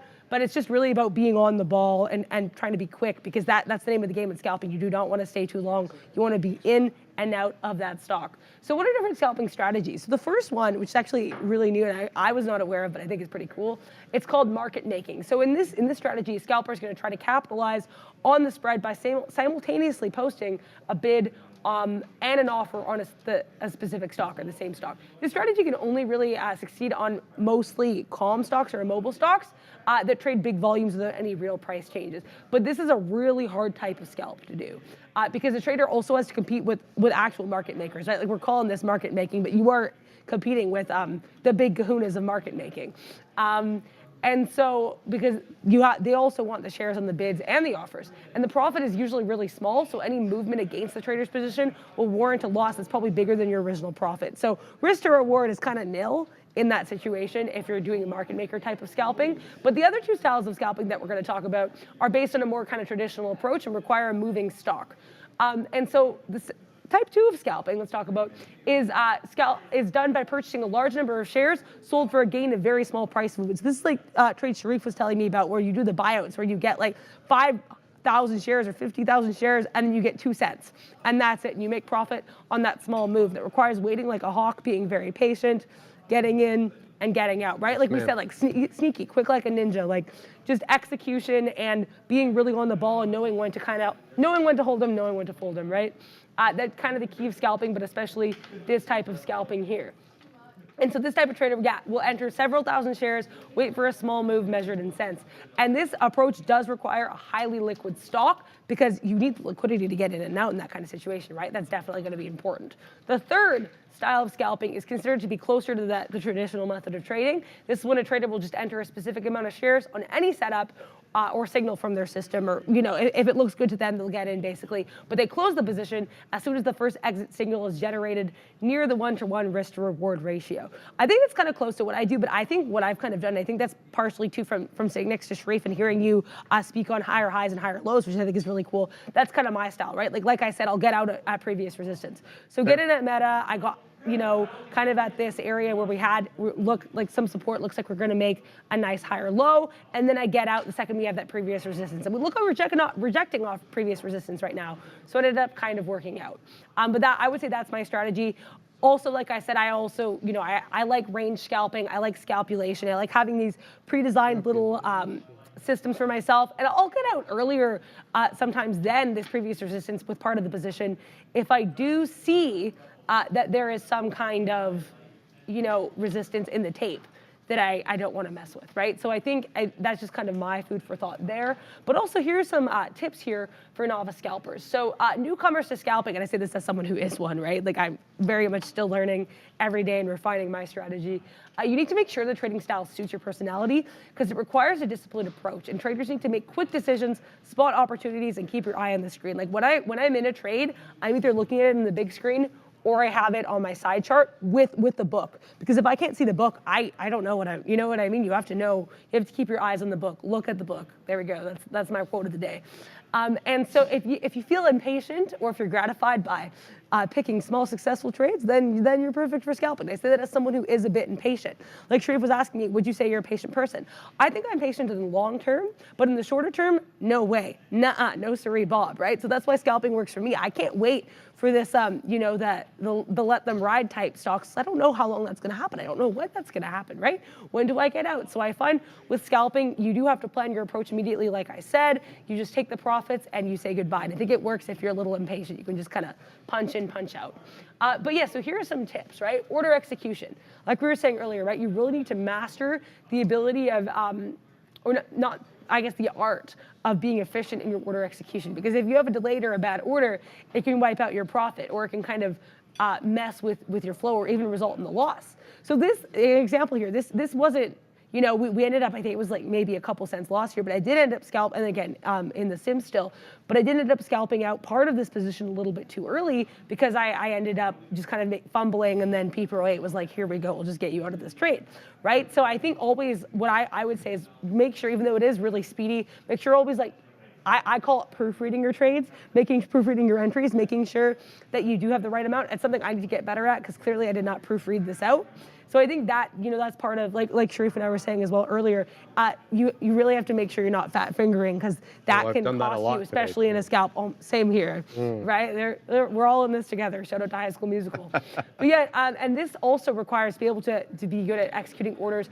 Level 2 quotes are really important, and I think looking at the book, that's why I like, especially with meta, where the spread is really important. I like to kind of set sometimes my my out or my entry point right between the bid and the ask, because then I know I have a better likelihood of getting it. That's just my take. You know what I mean? I think looking at the book and kind of making, I guess, educated decisions, I don't want to say educated guesses, but making assessments based on that in conjunction with the chart, to me, that's kind of a happy medium for a scalp.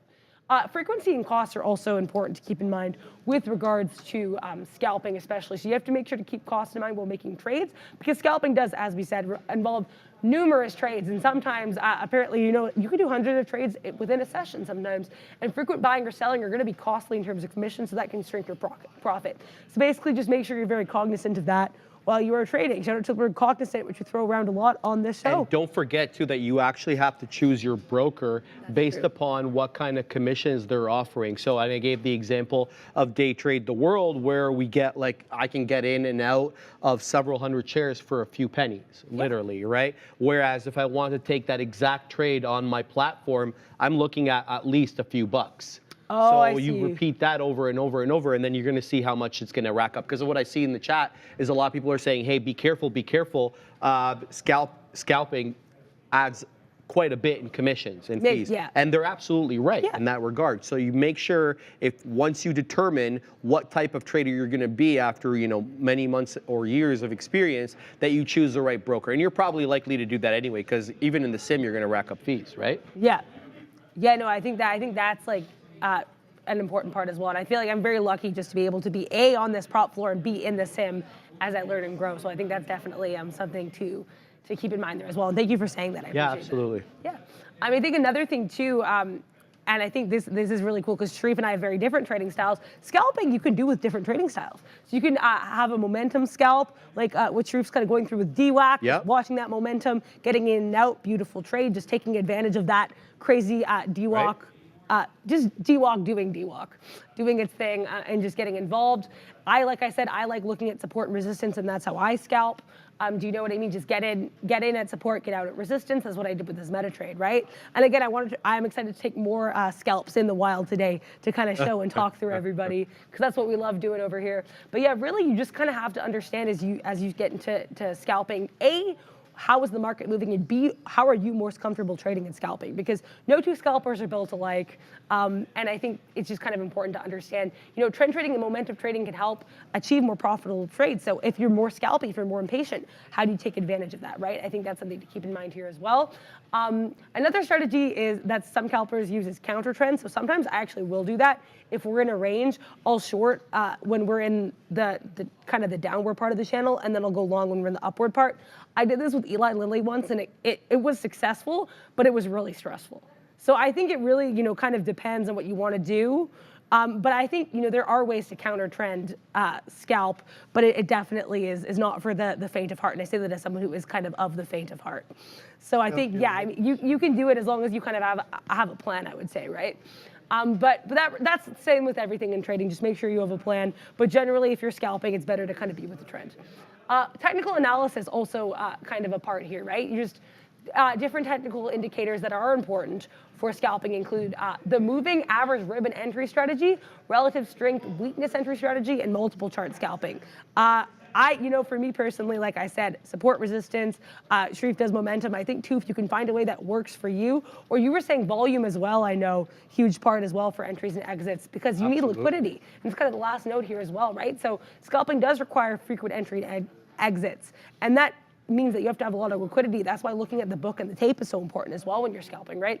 And so the strategy can only really be successfully implemented when you get your orders filled ASAP Rocky. And that requires liquidity. So high volume trades need high volume liquidity. Yeah, that's kind of the scalp and look here. All right, guys, some housekeeping stuff to take care of. First and foremost, there is a 20-year bond auction.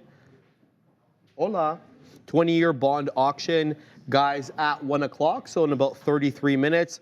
I got to tell you, though, the last couple of auctions have been uneventful. So we'll see if the Treasury auction is still going to be a midday mover like it was kind of like the last few months, but the last couple of times, I got to tell you, I was unimpressed. Also, 2 o'clock, when the big guys come back on, is the beige book, the Fed beige book. At 3 o'clock, we'll have Fed Williams speaking, so possible market volatility there. Also, Ram and the production crew letting me know that we have a Samsung event, baby. We're waiting for this one, obviously, to come on. This is the Samsung Galaxy AI. They've been advertising for this. Obviously, Samsung, not a stock that we typically trade on the show, but it is an important technology company to keep your eye on, especially you know, as a rival for Apple or any other of the other names that we talk about on the show. Samsung. It says what to expect at Samsung Unpacked 2024. That's the name of the event. It says, as always, with the Unpacked events that take place in January or February, this one is expected to be all about the heavily rumored and leaked Samsung Galaxy S24 line of phones. This tells you how old I am, guys. I used to have the Galaxy 13. That was the last Samsung phone that I had. Now they're on the 24. Wow. So it's been years. So they'll be talking about that. They also said you can likely expect the usual suite of upgrades to displays, processors, and cameras, but those probably won't get as much attention this year if the rumors about the Galaxy AI are to believed. Yes, Samsung reportedly filling these phones full of AI features. That's going to be real interesting. Leaks point to things like live transition and photo editor, so it might be wise to at least expect those features. Anything else, as usual, we'll have to wait until the stream itself, guys. So we're waiting for that to take place, but if if that doesn't interest you, if you're not a tech buff or you're looking at possible connections between this one and other technology companies, then this isn't for you. So I want to take you through those housekeeping items. Once the event starts, I'll let you guys know. I've got it up on the side screen here. I'll be able to know when it starts. Coffee Coder. Is it possible to see Neil and Sean's positions while listening to you? Very soon you will be able to do that. There will be a second stream. There will be a second channel on the on the Trader TV Live channel. So you'll be able to get that channel, I think. Yeah, there it is. Thank you, Chilean Nightmare. So that's what it's going to look like right there, guys. As you see, top left corner, you'll see Neil's positions. Top right corner, you'll see the Katina Man's positions. You'll see the top stocks, the day schedule, the biggest gainers on the day, and there'll be a ticker as well moving there with the latest headlines. So just hang tight for that. Have that for you soon. Hamptons Trader, I had the original Razor. I remember the Razor, man. I bought that in 2005 from Pacific Mall. The Katina Man says that was his first phone. How is that possible? You must have had phones before that. For real? Katina Man says that was his first phone because he didn't get a phone until third year university. For all you Americans, that means his junior year.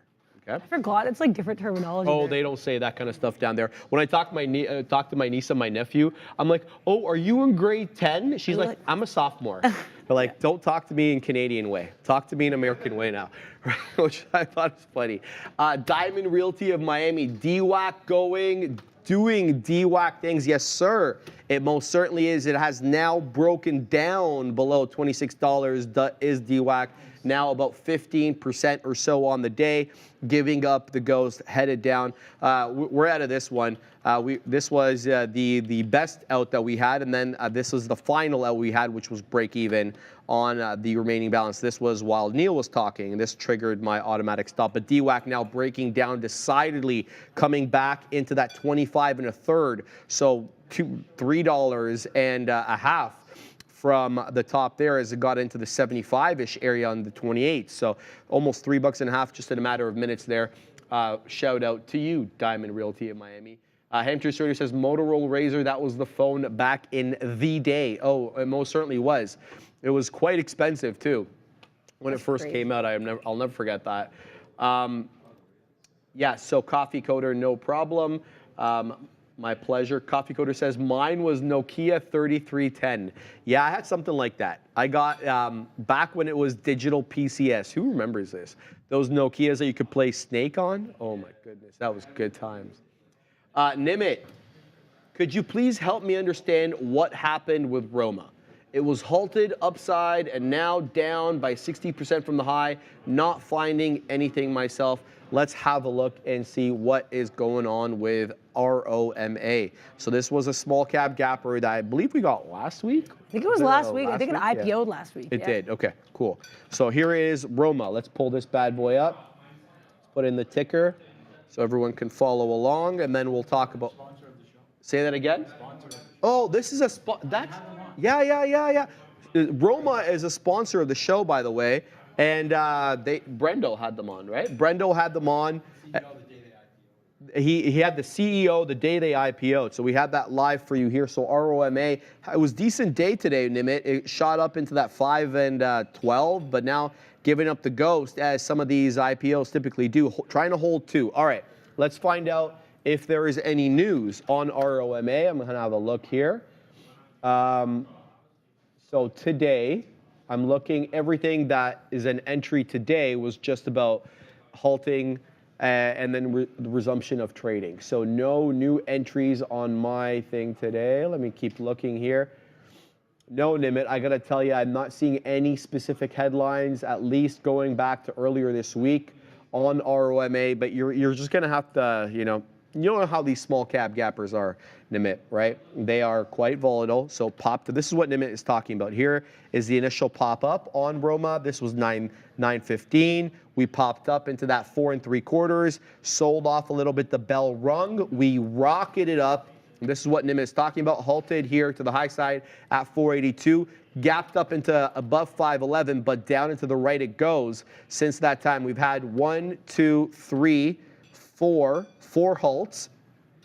3 have been to the high side and 1 to the downside. You would not be able to tell that was 3 up halts and 1 down halt looking at this chart, as the chart is down and to the right. So a bit of a tougher trade on this one for the longs today. What I can say, though, is the 50 period, which is the red line on my chart, has acted as a key level of resistance for Roma today to the high side. So anything into that area has been sold off. Now let's see what it does at $2. So we have a 201 low on Roma. It's at 206 right now. It seems to be basing out at $2. I wouldn't be in a hurry to buy this at $2. I'd like to get it. Now, look, this is if you're long inclined. Obviously, I'd like to get it on the curl up, as my friend Neil likes to say, waiting for the back end. So it starts to do a rounded bottom and base out and then start curling to the top, proving to you that it can curl back up and break key resistance levels. What I would wait for personally is a break above and a hold above, not on a quick wicking basis, but a break and close above the 50 period moving average, which is currently on my charts above 230. So it doesn't look like it's going to be Roma's day today, sadly, for whatever reason, as it comes into that whole dollar level at $2. But nothing, Nimit, on my chart or on my news blotter, excuse me, really explaining what is happening with this stock on the day. So sorry I couldn't be of any help there. The Chilean nightmare, I like that. I too had a bedazzled Moto Razor. Is that you, Ram? That.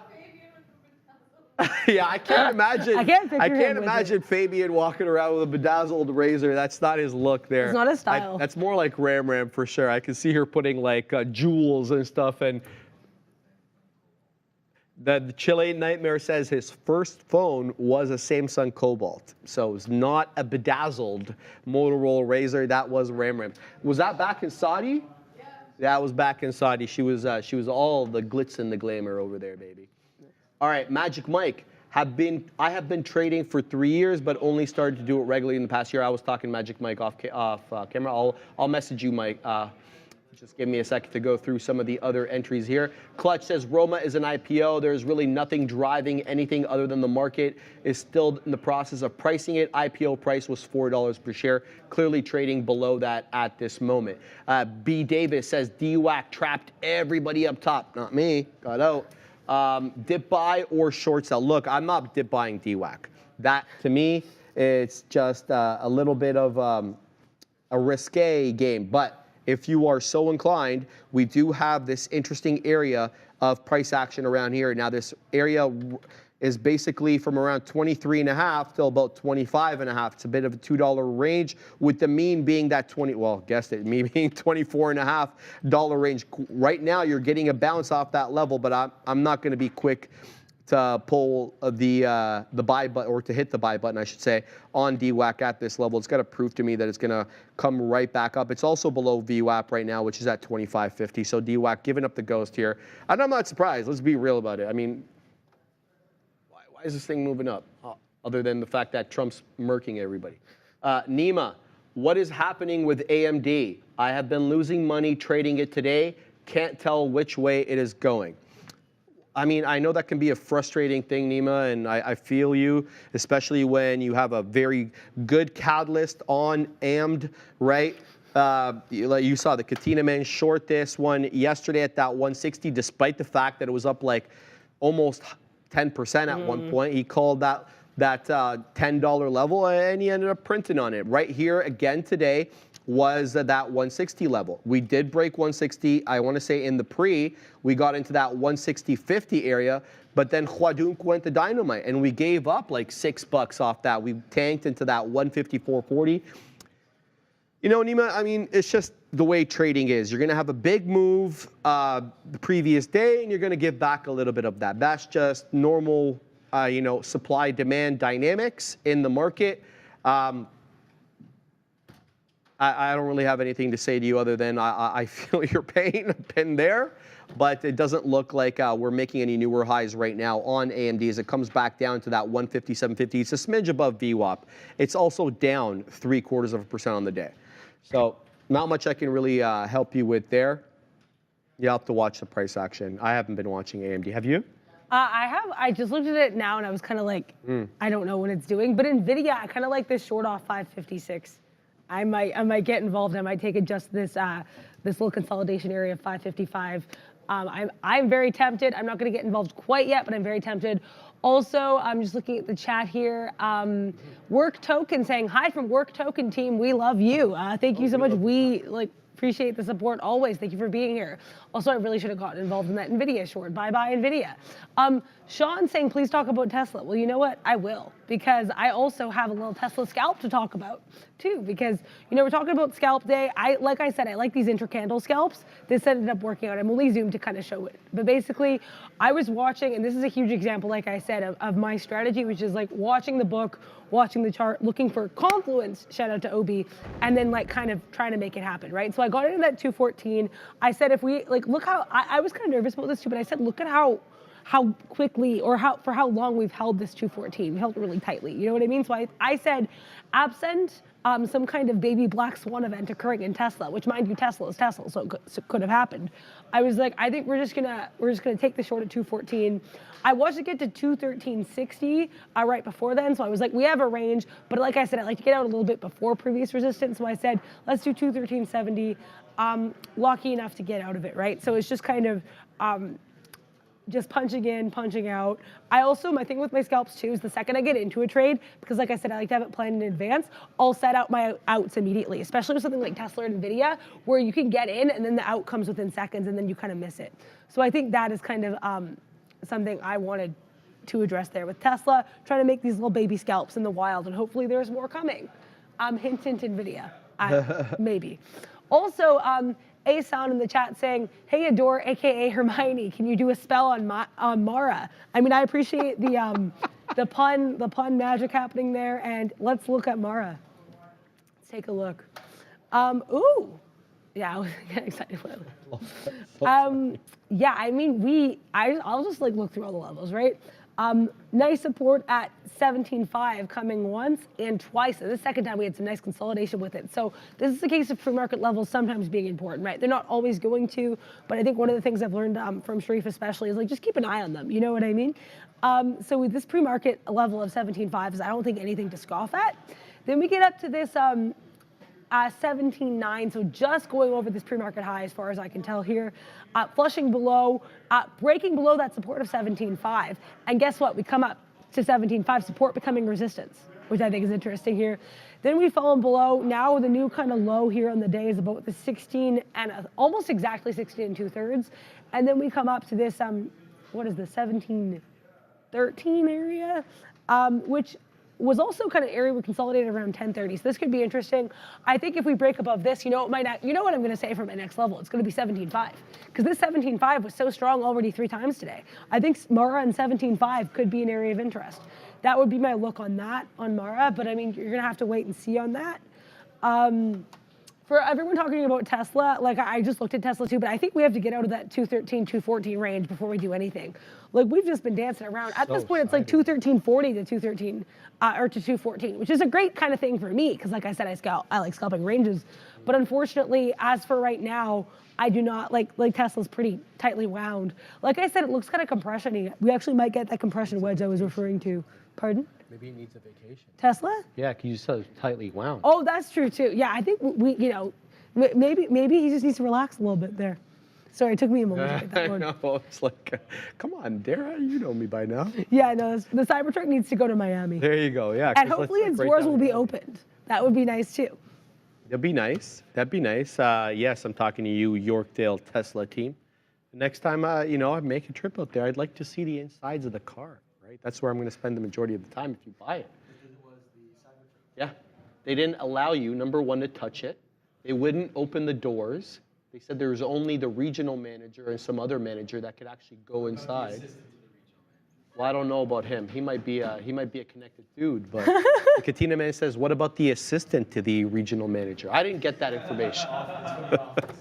That's good. That was really good. I got it. It's from The Office. It's Dwight Schrute, Dwight K. Schrute. I don't watch The Office. I have no idea. Ask me Seinfeld. I'll be all over the Seinfeld. Ram's disappointed. She's like, why not? Why are you not watching Office? There's a lot of good references from that show. I'm watching Young Sheldon right now on Netflix. I thought you already, no, you watched Well, I watch it on TV. Okay. Now I'm like doing episode by episode. I find it quite fascinating. Somebody that young being that brilliant. But anyway, that's neither here nor there. Guys, there's a new small cap gapper du jour. It's a bit of a slower mover, and it hasn't done as much volume as you'd like a small cap gapper to do. But here it is. It's a steady state move up. PRQR on the NASDAQ, guys. Up 30%, we're 29.5% here, and it's a multi-day runner. Have a look at the daily chart on PRQR. It's up 5 days in a row here. I don't have PRQR. I don't have a catalyst for it on the day, but I'm assuming that's because it's been running for multiple days right now. This is the look on it here. Started out its life last week in $1 territory. It was like $1.93, and that's 1, 2, 3, 4 now green days, with today being the largest, the most outsized green day it's had. Let me just load up here and go back to my blotter and to see if there are any entries into this. Now, guys, I'm not seeing, here it is. Okay, this is the one, maybe on the 5th.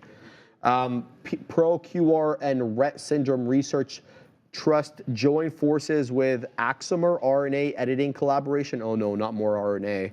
I got a little bit of a allergy from that, from the, it's a joke, obviously, but, from the pandemic, right? Because it was mRNA, got it?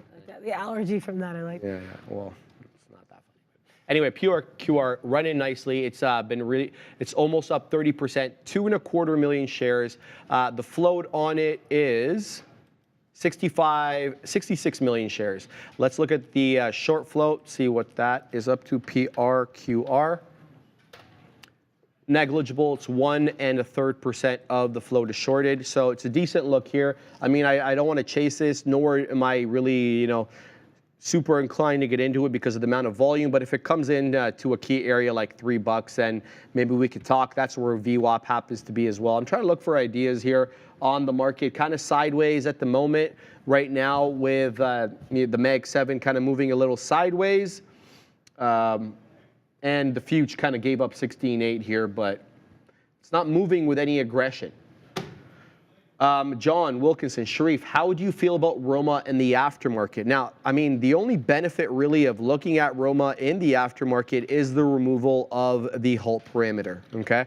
I don't know why you'd want to necessarily trade Roma in the aftermarket, because typically these small cap gappers, once they've made the move in the midday, the volume tends to drop off a little bit. That is, of course, unless they are tanking or skyrocketing, in which case, They continue to move aggressively in the aftermarket, and even more aggressively than they would during regular trading hours, because again, there's no 10% halt parameter on these. Now, Roma has given up the ghost at $2. We were talking about whether this one would find a base at that $2 area. It hasn't. Now we're printing in the low to mid 190s, now down 50% on the day after gapping into $5. It has been a short seller's dream today on Roma, with every pop into the 50 period being rejected eventually. So Roma, not a good look for today. I personally wouldn't be jumping on this one, obviously long, but I don't know what the short situation is with this one. All right, let's see what everybody else is talking about here. Yeah, nothing really exciting being talked about in the chat. Let's have a look at the side charts and see if anything's putting a level here. Yeah, not really seeing much, guys. Let's bring in the side charts from the Mag 7. I mean, we talked about Meta and Microsoft being the strongest of the bunch, and I think that still holds true. Even Microsoft, maybe even a bit stronger now, just down 0.25%, while Meta's down about 0.4%. But the charts look awfully similar, a V-shaped recovery on both of them, and then a sideways move. So we'll see if that possible cup and handle look here, I have no idea. Google, a similar look to both of them as well, but with a more downward slant, which is kind of explained by the fact that of why it's down 1 1/3. Apple started pumping a little bit here while we were talking. It got a little bit above 182, got into 182 1/3. Now it's south of 182 again by just a couple of pennies. 181 high 90s on Apple. Not much for me to do there. And then Adara covered Tesla very well. It is very sideways. Is TSLA at that 213, about $1 range, say 213, 214, a little bit more than that. But Tesla not really doing anything. Very much near the lows and below that 50 period as well. What I am looking at, though, as a possible bump up here is this VWAP dip that we got on NVIDIA. So NVIDIA's down 1 1/3, right? But it did come into that 555 area, $555, where it happened to intersect with VWAP as well. Now it's in the mid 556s, just got a 557 touch on this green candle. So let's see if we can get a bit of a bounce here on NVDA. It had a good day yesterday. You'll see that over here, probably in sympathy with AMD, which was the real winner in the chip world today. Giving up some of that price action, though, today is NVIDIA. We'll see if we can maybe squeeze something out of this stock, because I'm not really seeing much else. If you guys are seeing anything interesting here, tag me in the chat. Oh boy, trader telling me about NVIDIA. Yeah, I agree with you, my man. Or I don't know. I think it's a female. Sorry. Let's find out. Yes, it is. And I do apologize, oh boy, trader. Couldn't see your picture. John Del Segno says big bull flag on Baidu. Yes, let's have a look at BIDU and see what that one's up to. Some of the Chinese names today obviously sold off really aggressive as we got worse than expected Chinese GDP data. I mean, worse than expected. We're talking about 0.1% lower. It was also the first time they've reported youth unemployment in some time. They are calculating it a little bit differently than they did previously. And I should point out something about China's youth unemployment before I look at Baidu here. The youth unemployment for people who live in the rural area of China versus people who live in the city is markedly different. Unemployment for individuals between 16 to 24 in the city is below 5%, high 4s, okay? So kind of like Canadian unemployment, almost. But once you come out of the city and you're more in the rural areas, it jumps to like 15 some odd %.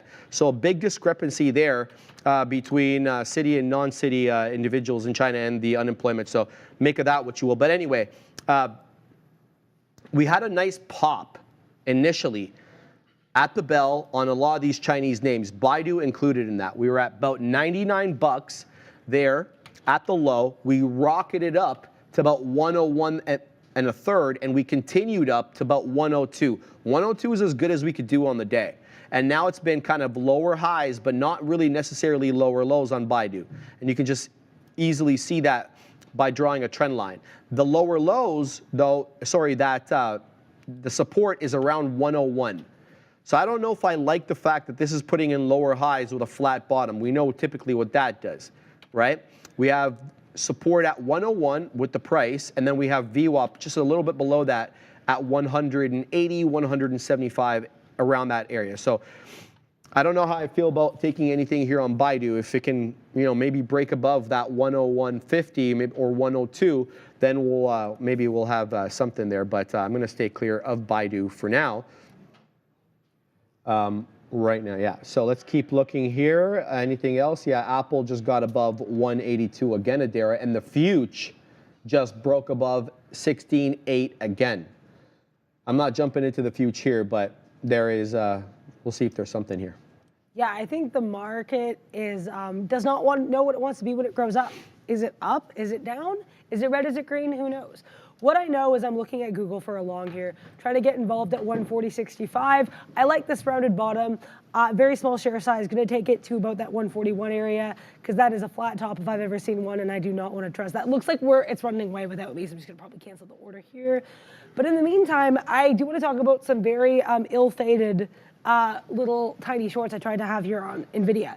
So my first one, I like this 556 because I watched this a couple times. Go to 556, bounce off, VWAP, and then come back right back down. So I was like, I think we've got enough oomph in it for a scalp, right? I was in it. I got in 556. We got to about 555.70. My plan was to get out 555.50. Then we bounced right back up. I saw we went above this previous area of resistance, and I said, nah, I have to leave. Got out.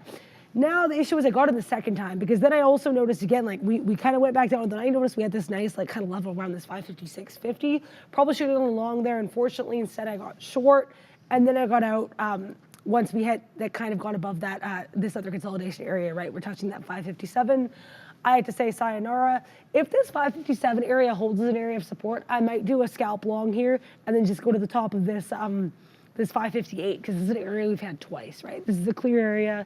It's an area of interest. But honestly, NVIDIA right now, it's like fool me once, still shame on me, but fool me twice, also just shame on me. So I don't want to like be too careful here with NVIDIA.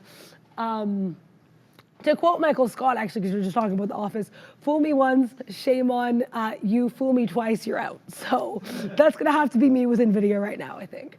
Also, Meta kind of getting interesting here for me. Sort of, I don't know, it's very rangy in a way I like, right? Like kind of getting, where if I do this again, where I get in where it got in the long and get out, same kind of area, this 366.50, I don't think this is the bad look. What concerns me a little bit is these slightly lower highs. But the bottom is flat enough. If you get very bottom wick and you get very top wick, I think it could be kind of a fun range scalp. Someone was asking me earlier, like, why are you getting involved in Tesla when it's dead on the day? And I said, I'm thinking, I know it's dead on the day, but I think for my style, like just kind of getting in and out in the candles, what I attempted and very much failed to do with NVIDIA, I think something like this kind of works, right? Like that's what I like about this kind of Tesla trade and stuff like this, is just seeing these clear areas of resistance bounce up and down like a rubber band over here, just getting involved, getting in and out. That's kind of the dream, I guess. Wild as a Taliban? Isn't that how the song goes? I don't know that one. Rubber band man, wild as a Taliban. Which one is this? Oh, come on, Neil, help me out. You know this song. It's not, yeah, God, I forget. The chat will know, probably. Is it? It might be T.I. I'm sorry, if it's T.I., yes, oh, okay, Mr. that sounds like T.I. T.I., yes. Good memory, dude. I've seen T.I. live. Yeah, you were happy. Yeah, thanks for that. Yeah, Thank you guys. The chat is like undefeated. I've seen T.I. live, so I'm really sad I didn't get that one. Oh yeah? Yeah, I saw him live when I was 14. Really good concert. Nice. Where? Winnipeg? Winnipeg. Oh no way. Yeah, it was like a very small theater. Summer? And it was in like the fall. It was November, which is basically winter for yeah, he's for a Winnipeg. brave soul for coming there. Yeah, Good for him. Yeah, he's from Atlanta, from Hot Atlanta. Yeah, ATL. Right. So, what's going on over there? Ah, yes. Okay, I thought you were printing. Yeah, Katina man dropping the money because like he's gonna go where the money is. And the money, it has multiple meanings. The money. Oh yeah, sign, it can mean multiple things around here, guys. The future is kind of uninterrupted, unabated through 16.8 here. A nice move up from 16.775. Nary a red candle on the 1 minute chart right now. There's one in maybe 15 or so. It's still lower highs though, guys, and it's still lower lows off that top. here that we got at 16,840. We haven't been able to do better than that, at least at least since around right here. So we'll have to wait and see whether this 16.8 break is just another bamboozler or what. I would look for a possible print and close above 16.825 because that's where we kind of crested out during this consolidation area over here. So I'm not going to jump into anything. Meta is awfully near highs right now. It's 30 pennies off highs, 366.61, 96 is the high. Microsoft as well. It's not as close as Meta to the highs, but yeah, these bad boys moving again. Google is now knocking on the door of 141, coming into that top end consolidation range. Chilean Nightmare, if we're able to, thank you, at 141 here on Google. So some market movement here. Apple, Apple was the red one today, but it has been putting up higher lows and higher highs since bottoming out there at 180 1/3. Now we're knocking the door of 182 1/3. We just printed that level, but we're still well below pivot. We're still well below yesterday's closing print, which is at 183 2/3. So we're about $1 and and a bit off yesterday's closing print. Tesla is not doing much, but that VWAP hold on NVIDIA has materialized for now. So that 555 hold now was a 558 touch. So whoever took that VWAP trade on NVDA, good on you. You did it. You didn't yap about it like me. And yeah, I hope you print, but keep your eye out for that 560 break because that was where we crested out last time and weren't able to break above that. And it also happens to be the 200 period on my 5-minute look over here.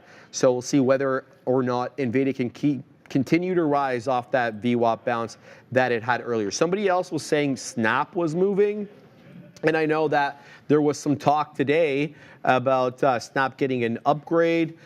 There was, right? Yeah. Price target increase. Price target increase. Yeah. Thank you for that, Adara.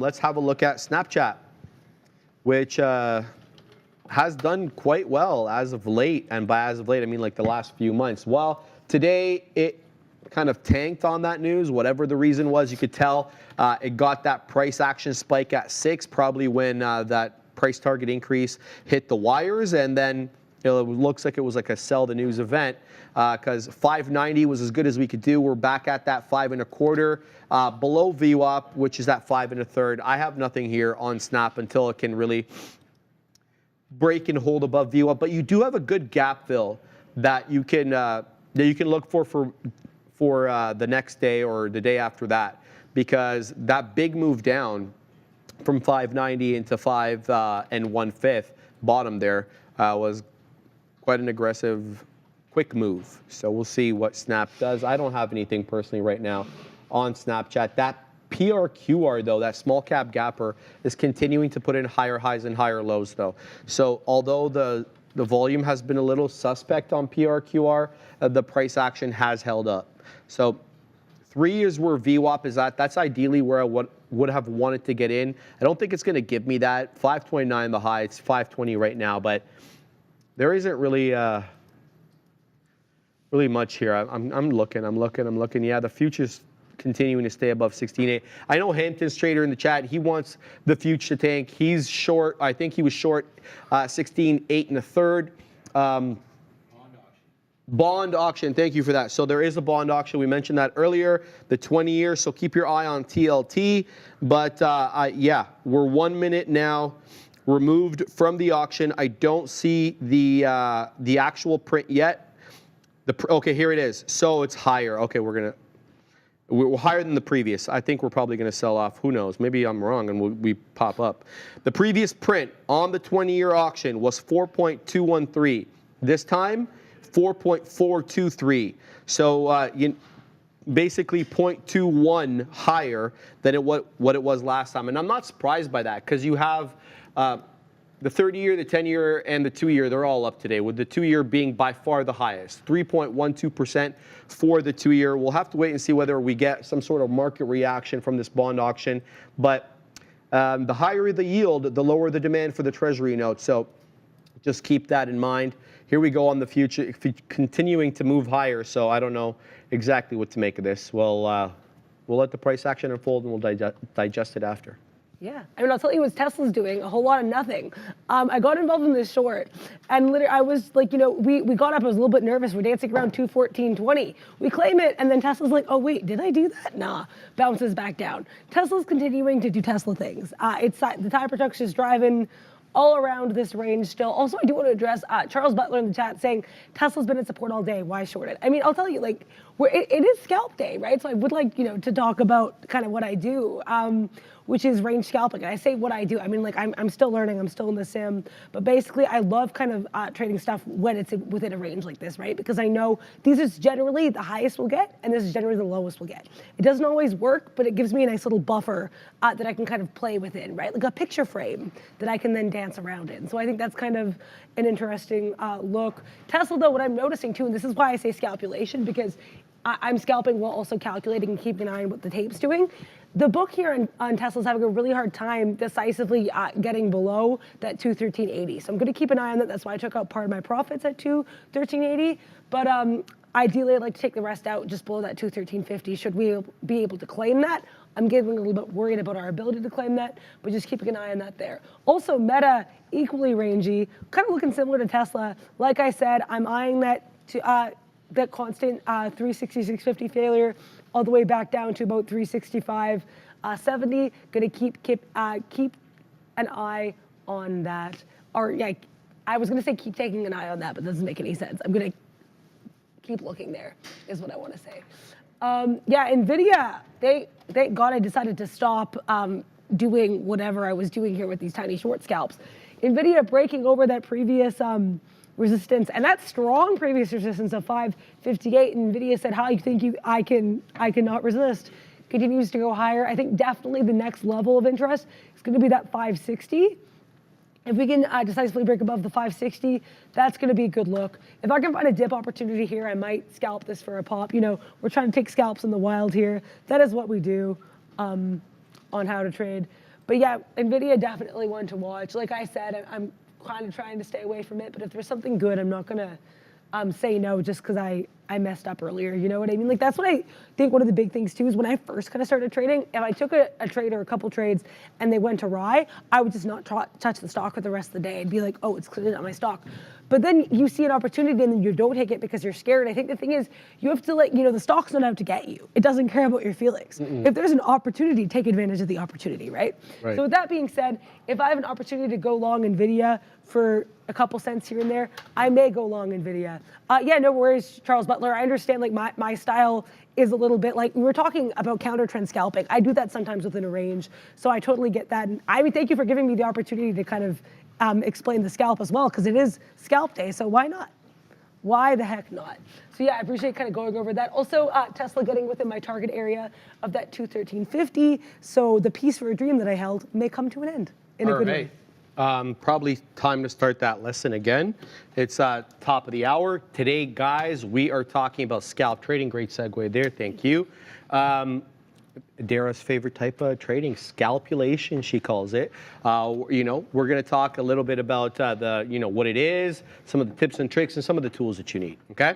So a scalp trader intends to take as many small profits as possible. Maybe not as possible, maybe until they're content.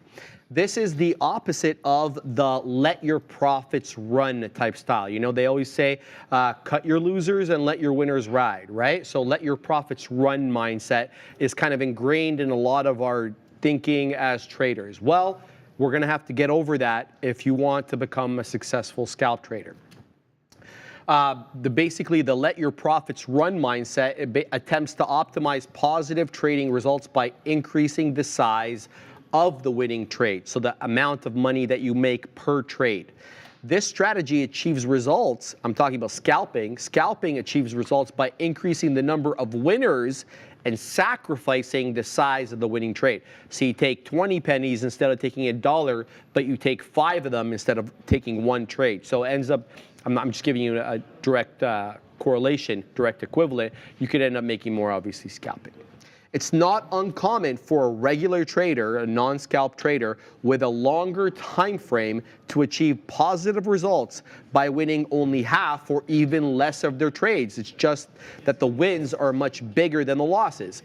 So when we talked about that week about how to have a trading plan and how to manage risk, we talk about risk to reward, right? And we talked about how the fact if you had a 2-to-1 risk to reward ratio, you could be accurate less than 50% of the time and yet still make money because the size of your winners was much larger than the size of your losers, and therefore you could be accurate less than 50% of the time and yet be positive, okay? However, a successful scalp trader will have a much higher ratio of winning trades versus their losing ones, so they'll be positive more than 50% of the time if they want to be a successful scalp trader, while keeping profits roughly equal to or slightly bigger than the losses. Okay, so your whole risk to reward analysis and your one-to-one, your ratios really need to be reassessed if you are going to become a successful scalp trader, okay? Well, let's just put that out there first. Now, the main premises of scalping are 3. There's 3 main premises to scalping. 1, lessened exposure limits. Lessened exposure limits risk, okay? So a brief exposure to the market diminishes the probability of running into an adverse event. So the example I gave earlier, when you get in at Tesla at 213 and you take 50 pennies to the high side rather than waiting for $1, you are limiting your exposure to the insanity of, I'm kidding, of course, tongue in cheek, to the volatility of Tesla's price action. So leaving an open all-day trade on Tesla could be quite risky. The point is here to limit the time of exposure to the trade. The longer you're in the trade, the more exposure you have. Second premise is smaller moves are actually easier to obtain than larger moves. Basically simple. A bigger imbalance of supply and demand is needed to warrant a bigger price change. For example, it's easier for a stock, obviously, to move 1 penny than it is to move $1. And therefore, you are likely going to get that move that you are looking for, whether it's in your direction or not, is an entirely different story if you're looking for a penny than if you're looking for $1. So, smaller imbalances of supply and demand is needed when you are scalping. And the third premise to scalping is smaller moves are more frequent than large ones. That goes without saying. Even during relatively quiet markets, there are many small moves a scalper can exploit while, waiting for that dollar club winner, are fewer and far between. I'm not saying they don't happen, they happen plenty, but they are definitely fewer and far between than a 10 penny move, a 20 penny move. All right, so scalping as a primary trading style requires certain tools. The first one is the time frame that you're trading on. So typically what you want here is a 1-minute time frame, a 3-minute time frame. Sometimes people use less than 1-minute time frames. I've seen scalpers on small cap gappers that use the 30-second and the 10-second to really kind of look at where the market is moving. I'm not suggesting you do that, but what you need to understand here is you need to have access to multiple time frames for your charts. You also need direct market access or direct access routing or direct access trading, whatever the acronym you want to use for that is. You need to have a direct method to get your orders to the market. You don't want these payment for order flow type brokers. You don't want those brokers that offer you only one market maker. You need to have access to all the market, well, not all, a lot of the market makers, and to be able to get your orders directly into market rather than through multiple intermediaries. So that's the other thing you're going to need. The third thing you're going to need is access to level 2. And so we can show you what level 2 looks like here on the chart, which is basically super simple. Fabian, if you're able to, this is the level 2 on DWAC. You have over here, Fabian, or Ram, thank you. This is the level 2 over here on DWAC. You have the bid on the left side where you can see the gateway, the price, and the size at that particular price. And then much like that, you see it on the other side over here on the right side, which is the ask, which is people selling, the gateway, the price, and the size at every particular price. So you're going to need those 3 at least in order to be able to scalp successfully in these markets, okay? So those are the 3 basic tools that you're going to need. Now, some scalping strategies. Let's talk about this. There's 3 that we're going to talk about today. The first type of scalping is referred to as market making, whereby a scalper tries to capitalize on the spread of an instrument by simultaneously posting a bid and an offer for a specific stock. Obviously, the strategy can succeed only on the most immobile stocks that trade big volumes without any real price changes. And the one that I gave you an example of last week was a buyout trade when we talked about level 2, where essentially what we have is a huge move up initially on the release of the news that there is going to be a buyout, and then what typically happens is you get a sideways move for the rest of the day. Now the sideways move is going to have a range. The range depends on the stock. It might be a penny, it might be 5, okay? The point using this method is to sit on the bid, try to get filled on the bid, and then to try to sell on the ask to make that 1 or 2 penny spread. So there's 2 ways you're making money using this particular method. One, you're buying shares in large quantities at that, say, $50 level, and then you're selling that big quantity that you bought at, say, $50.01, $50.02. So you're making money off that particular spread. You're also making money if you have access to the rebate gateways, which actually pay you for adding liquidity into the market. So when I take 50,000 shares as a buy, one of these gateways is going to reward me. It's going to say, Sharif, thank you for buying 50,000 shares. You've added to the liquidity. Now you've satisfied this buyer over here or seller over here who wanted to sell 50,000 shares, and therefore you facilitated trading. For that, I'm going to give you some money from my cut, and that's what a rebate is, okay? This is really hard to do, and I don't want to make it sound, I'm making it sound like it's super simple, sell on the bid, sell on the ask. Yeah, it's a tough trade.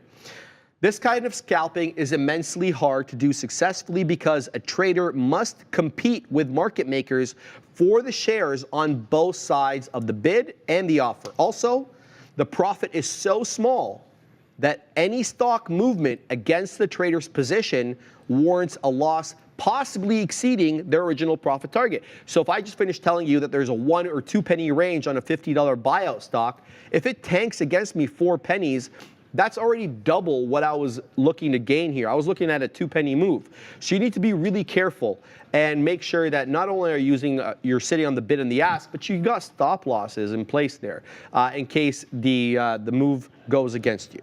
Okay? The second type of scalp trading style is done by purchasing a large number of shares that are sold for a gain on a very small price movement.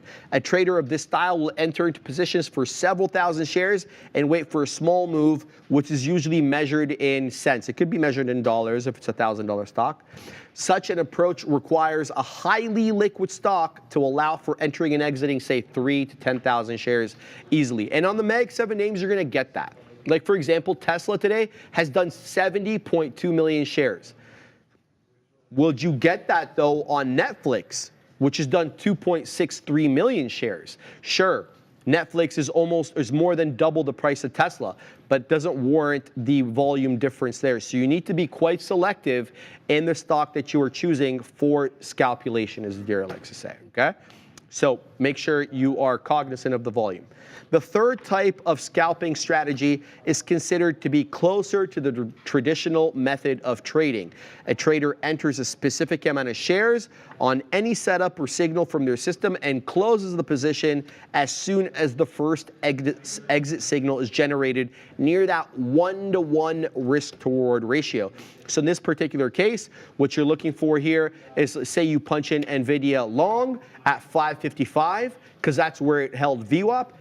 It gets to 556. You were going to risk $1 to 554. It hits 556. You're out. You don't care that it's going to continue to run into 558, 560. You are just basing it on your R&R, risk to reward ratio, based on that share size, and you're basically, in this method, you have to have more winners than losers because you've got a 1-to-1.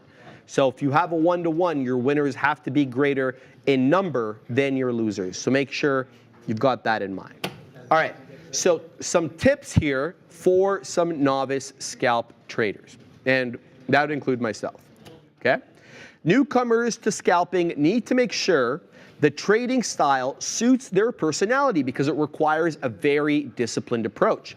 Traders need to make quick decisions, spot opportunities, and constantly monitor the screen. And Neil was talking about that on his Real Deal segment, right? If you are not the impatient and screen hawk type, maybe this is not for you because punching in several thousand shares to move a little bit, I personally wouldn't feel comfortable getting up from my desk and walking around and chatting with people. Sure, you've got stop orders. Sure, we've got script orders, but they've been known to fail. And especially if the liquidity dries up, your stop may not get triggered. So I'd like to be at my desk if I've got huge shares to make sure that I can manage the trade, okay? So that is the first thing. So you need to assess your personality type. Is scalping conducive to your just general nature? Or, are you the more patient person? Are you the Arun? The cold-blooded person that can just sit there in a trade all day, right? Everybody's going to be a little bit different. Order execution. Here's some tips for order execution. A novice needs to master the art of efficient order execution. A delayed or bad order can wipe out what little profit was earned and even result in a loss. Since the profit margin per trade is so limited, the order execution has to be very accurate. As mentioned above, this requires the supporting system, so you have to have the tools in place. You got to have direct market access. You got to have level 2s, and you got to have multiple time frame charts. So you got to have those at least. Now, with respect to order execution,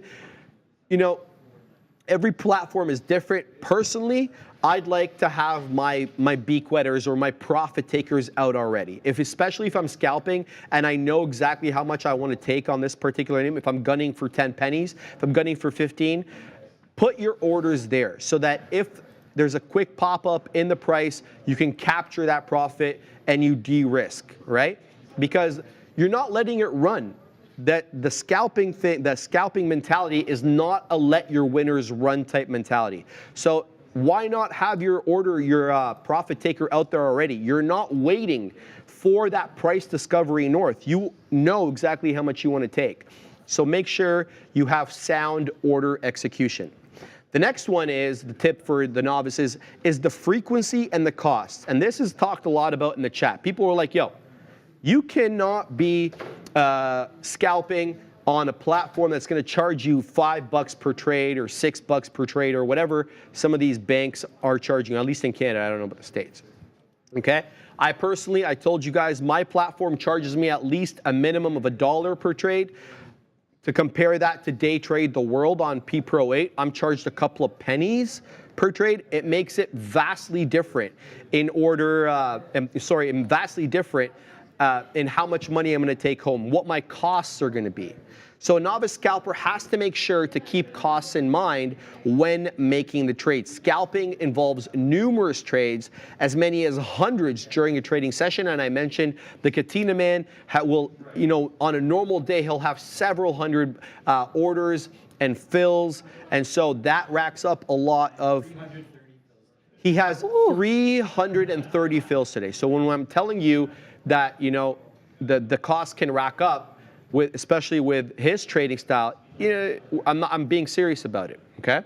Frequent buying and selling are bound to be costly in terms of commissions, which can shrink the profit, obviously. This makes it crucial to choose the right online broker. This makes it crucial to choose the right online broker. The broker should not only provide services like direct market access, level 2, and multiple time frame charts, but also have competitive commissions. right? So I just finished telling you about mine. I don't know what yours charges you, but basically Day Trade the World charges you almost, I don't want to say nothing, but it's very small compared to others. The other tip or trick for novices is the trading style.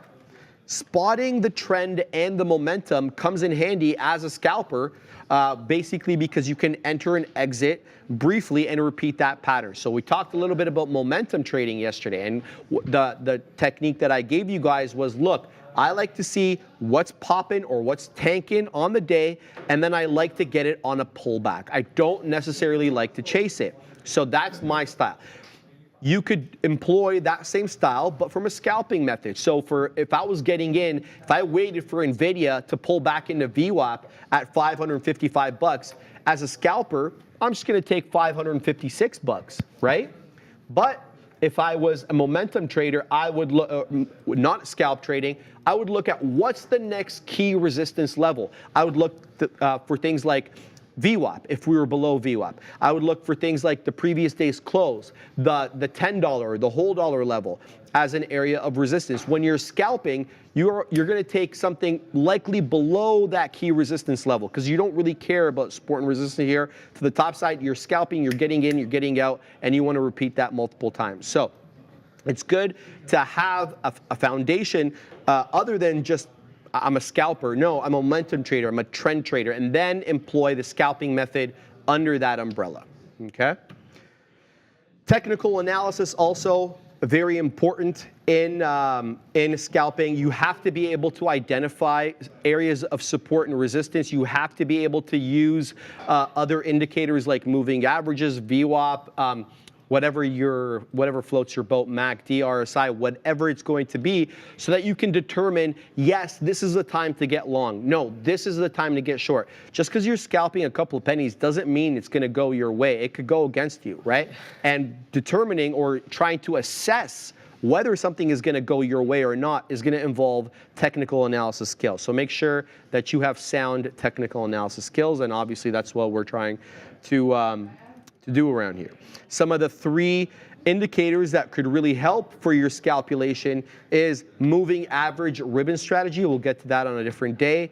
Relative weakness, relative strength and weakness exit strategy, and multiple chart scalping. And last but not least, volume. Volume is very important here. As a technique, scalping requires frequent entry and exits and decisions to be made within a short time frame. Such a strategy can only be successfully implemented when the orders can actually be filled. And this depends on the liquidity of the instrument. High volume trades offer much needed liquidity. So when we talk about the buyout trades that I was just mentioning, where something moves up and then moves sideways the rest of the day, there's going to be plenty of liquidity there. It's just there's not going to be much price action. But when you look at the actual volume, it could have done several 100 million shares on the day. So that's what you're looking for. If you're going to scalp, you have to be able to get in and out safely, and that's going to require volume. Volume will also help tighten up the spreads. So where something does less volume, it's most likely going to have a wider spread between the bid and the ask. And that is your cost of entering and exiting, that spread. You have to assume that if you got out right away, that would be your cost. So the more volume, the tighter the spreads are going to be, and the more or the safer it's going to be able to scalp a dare. Yeah, no, I think that thank you so much for that analysis. And yeah, I think like that's a huge example of why I want to talk about an actual scalp that kind of went a skosh against me here. Right. I went long Tesla 213.20. So some people were like, you were short and it was working, why'd you switch?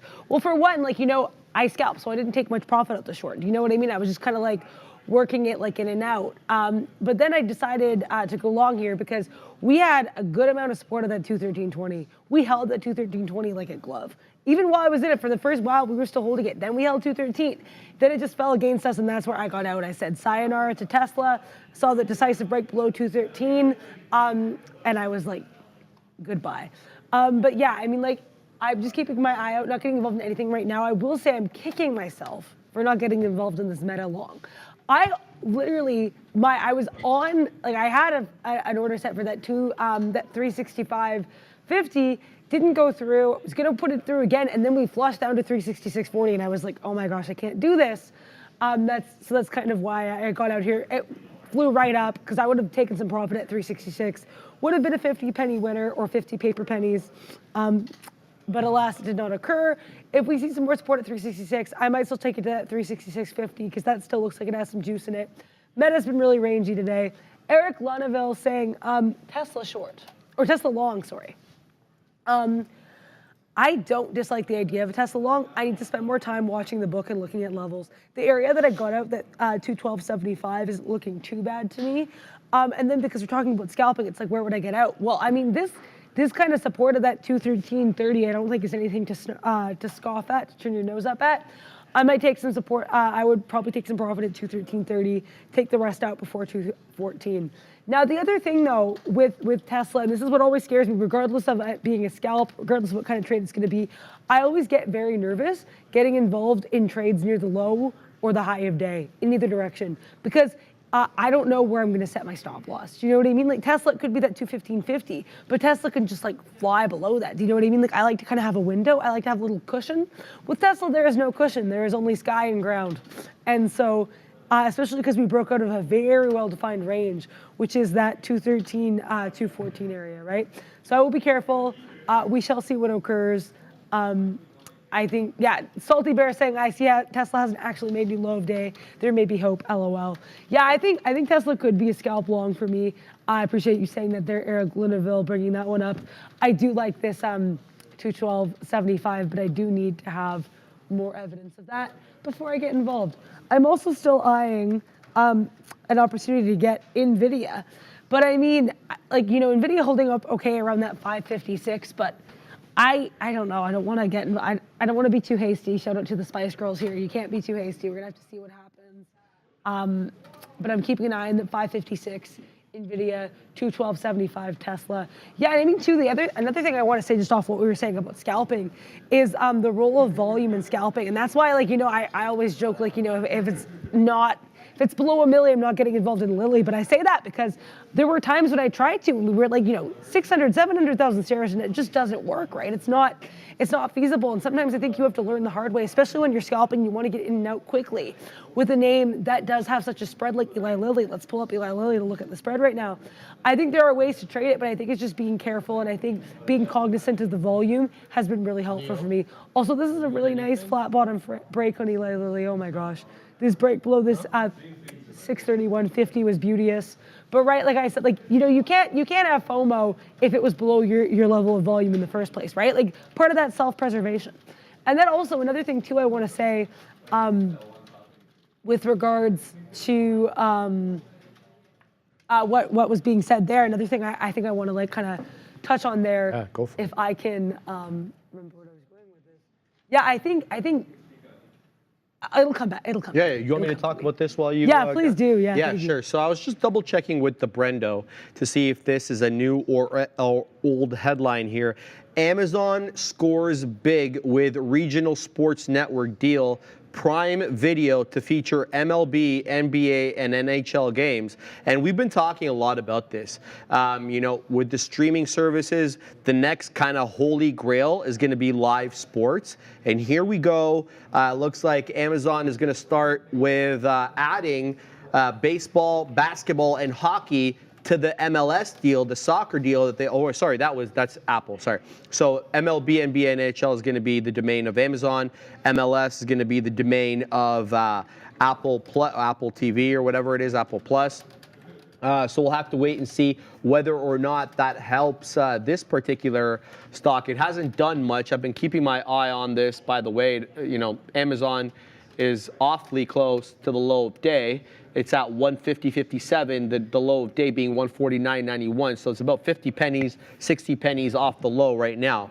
But yeah, and this is really interesting too, because once you start competing with Amazon and Apple, and you're having to outbid them to get these particular names, I'm talking about Major League Baseball rights, national or basketball rights, hockey rights, you're competing with somebody likely above your weight class financially. Let's be real about it. These cable networks, these traditional, you know, media networks, they don't have the same buying power as these Mag 7 names. And so, you know, that hurts them. That hurts them in a direct way. Like, I'll give you an example about sports in Canada. Premier League was always on regular cable. We have something called TSN here. It's like very similar to ESPN. Sports Network, very similar to whatever, you know, NBCSN, for example. Both of those lost the Premier League rights, and both of them lost Champions League rights. In order to get Premier League here, you're going to need Fubo, and then to get Champions League, you're going to need DAZN. So these traditional media companies are really finding it difficult to stay competitive with having to compete with these monsters, essentially. And so Amazon adding this to their network as well. So we'll have to wait and see what happens there. Ed, did you remember what you want to say? Oh, yes, I did. Thank you. Sorry about that there. I was just like stammering over there. Yeah, I think what I wanted to say with regards to letting your profits run, I think scalping, I think that was off that news, right? What news? Apple got news right now? I thought it was the Amazon. No? Okay. Antitrust. Here it is. Okay. Department of Justice prepares to file Apple antitrust case as soon as March. We knew that the antitrust case was coming, right? We didn't know it was going to be as soon as March. Now we have a date. Whew. Okay, yeah, Apple, like, fell. Oh my gosh, like, quite a look there on Apple. We'll have to see if it, how it does there. That'll be an interesting case to follow, I think, too, that antitrust case, with all of the anti-competition antitrust cases going on lately. It's an election year, though. That's the funny thing about this, right? So we have a federal trade commissioner in Lena Khan right now. Is she going to be the federal trade commissioner come next Jan? Love to see. We'll have to wait and see, right? Yeah. We got Merrick Garland at the Department of Justice. Is he going to be the Attorney General next year? That's a good we don't point. know. Like, this is it was Merrick Garland who brought the who was it this morning? We were talking about the antitrust case. I was talking about it this morning. Oh my gosh. Yeah, give me a second here. I have it in my notes, but it was Merrick Garland. It wasn't. I blamed Lena Khan for it yesterday. It wasn't. It was Merrick Garland. I don't know who it was right now, but the point is. Oh, I know what you're talking about. It's an election year. Yes. Yeah. That's all I want to say. Oh, Sky, the airlines. Was it the airlines? Yes. JetBlue, and and Safe. Thank you. Yeah, it was Merrick Garland. It wasn't Lena Khan bringing that. It was the Department of Justice. That's interesting. Yeah. Yeah, no, so what I was going to say too is I'll put it this way, Lena Khan has certainly made a name for herself. And she's very present. Very successful. And we'll have to, I just don't agree with her on most things. Right, and she's very young, she's very successful. I think props to her. She certainly has like a very strong kind of personality on it. We're going to have to see how that goes. Yes, ma'am. You're right, next year I didn't think about that. It might be too like, just right because this election year it might be just like, let's make sure this Apple case gets seen, right? I think that's for sure. That's probably what's happening. But for sure. I think it'll be a very interesting case to follow. I will be keeping an eye on it. Also, I think what I wanted to say too, with regards to the FOMO aspect that I touched on this a little bit earlier too, but I think what I like about scalping is opposed to letting profits run, is because if I let profits run and I get out too early, then I might get FOMO. You know what I mean? And then you might get involved later, and it kind of downward spirals. What I like about scalping is, like I said, it's so heavily planned, especially when I say scalpulation, because it's so planned. Even if I take out something for like say $1 and then it runs further, I'm not going to feel like I missed out on anything because it went according to plan, right? With letting profits run, even if you have areas set up, sometimes they'll kind of fly below or beyond, or sometimes there isn't an area. Sometimes you just get involved in a dip and then it goes to a new high of day. That type of situation I find a little bit hard to control, and that's where I find scalping to be really helpful and to kind of help quell any FOMO I may feel from doing like let your longs run or let your trades run type scenario. Also, I'm just watching Microsoft around this 388.25 area. Support from earlier. If we break this, I think this could be an interesting short. I would probably take it to around this 387 area. A little bit of profit, see how that goes in the sim. So like paper profits there. But I think like either way, we're holding this 388.25 area so well that I think whatever we do in either direction will be of interest. Also, Meta does not want to stop. Oh my gosh. I keep thinking like Meta keeps acting like it's kind of changing its mind about this range, and then it continues within the range. So we shall see what we shall see here. Really good look on this one on Meta. If there is an opportunity to get back in here on the way down from that 366.50, 366.60, I might be interested. A lot of people asking about Tesla. Yeah, RIP Tesla. Like, we fell out of that wedge decisively with a viciousness. Now we're at this bouncing off that 212 even. Now we're at 212, almost 212.50. Let me look at the daily for a better sense of levels here.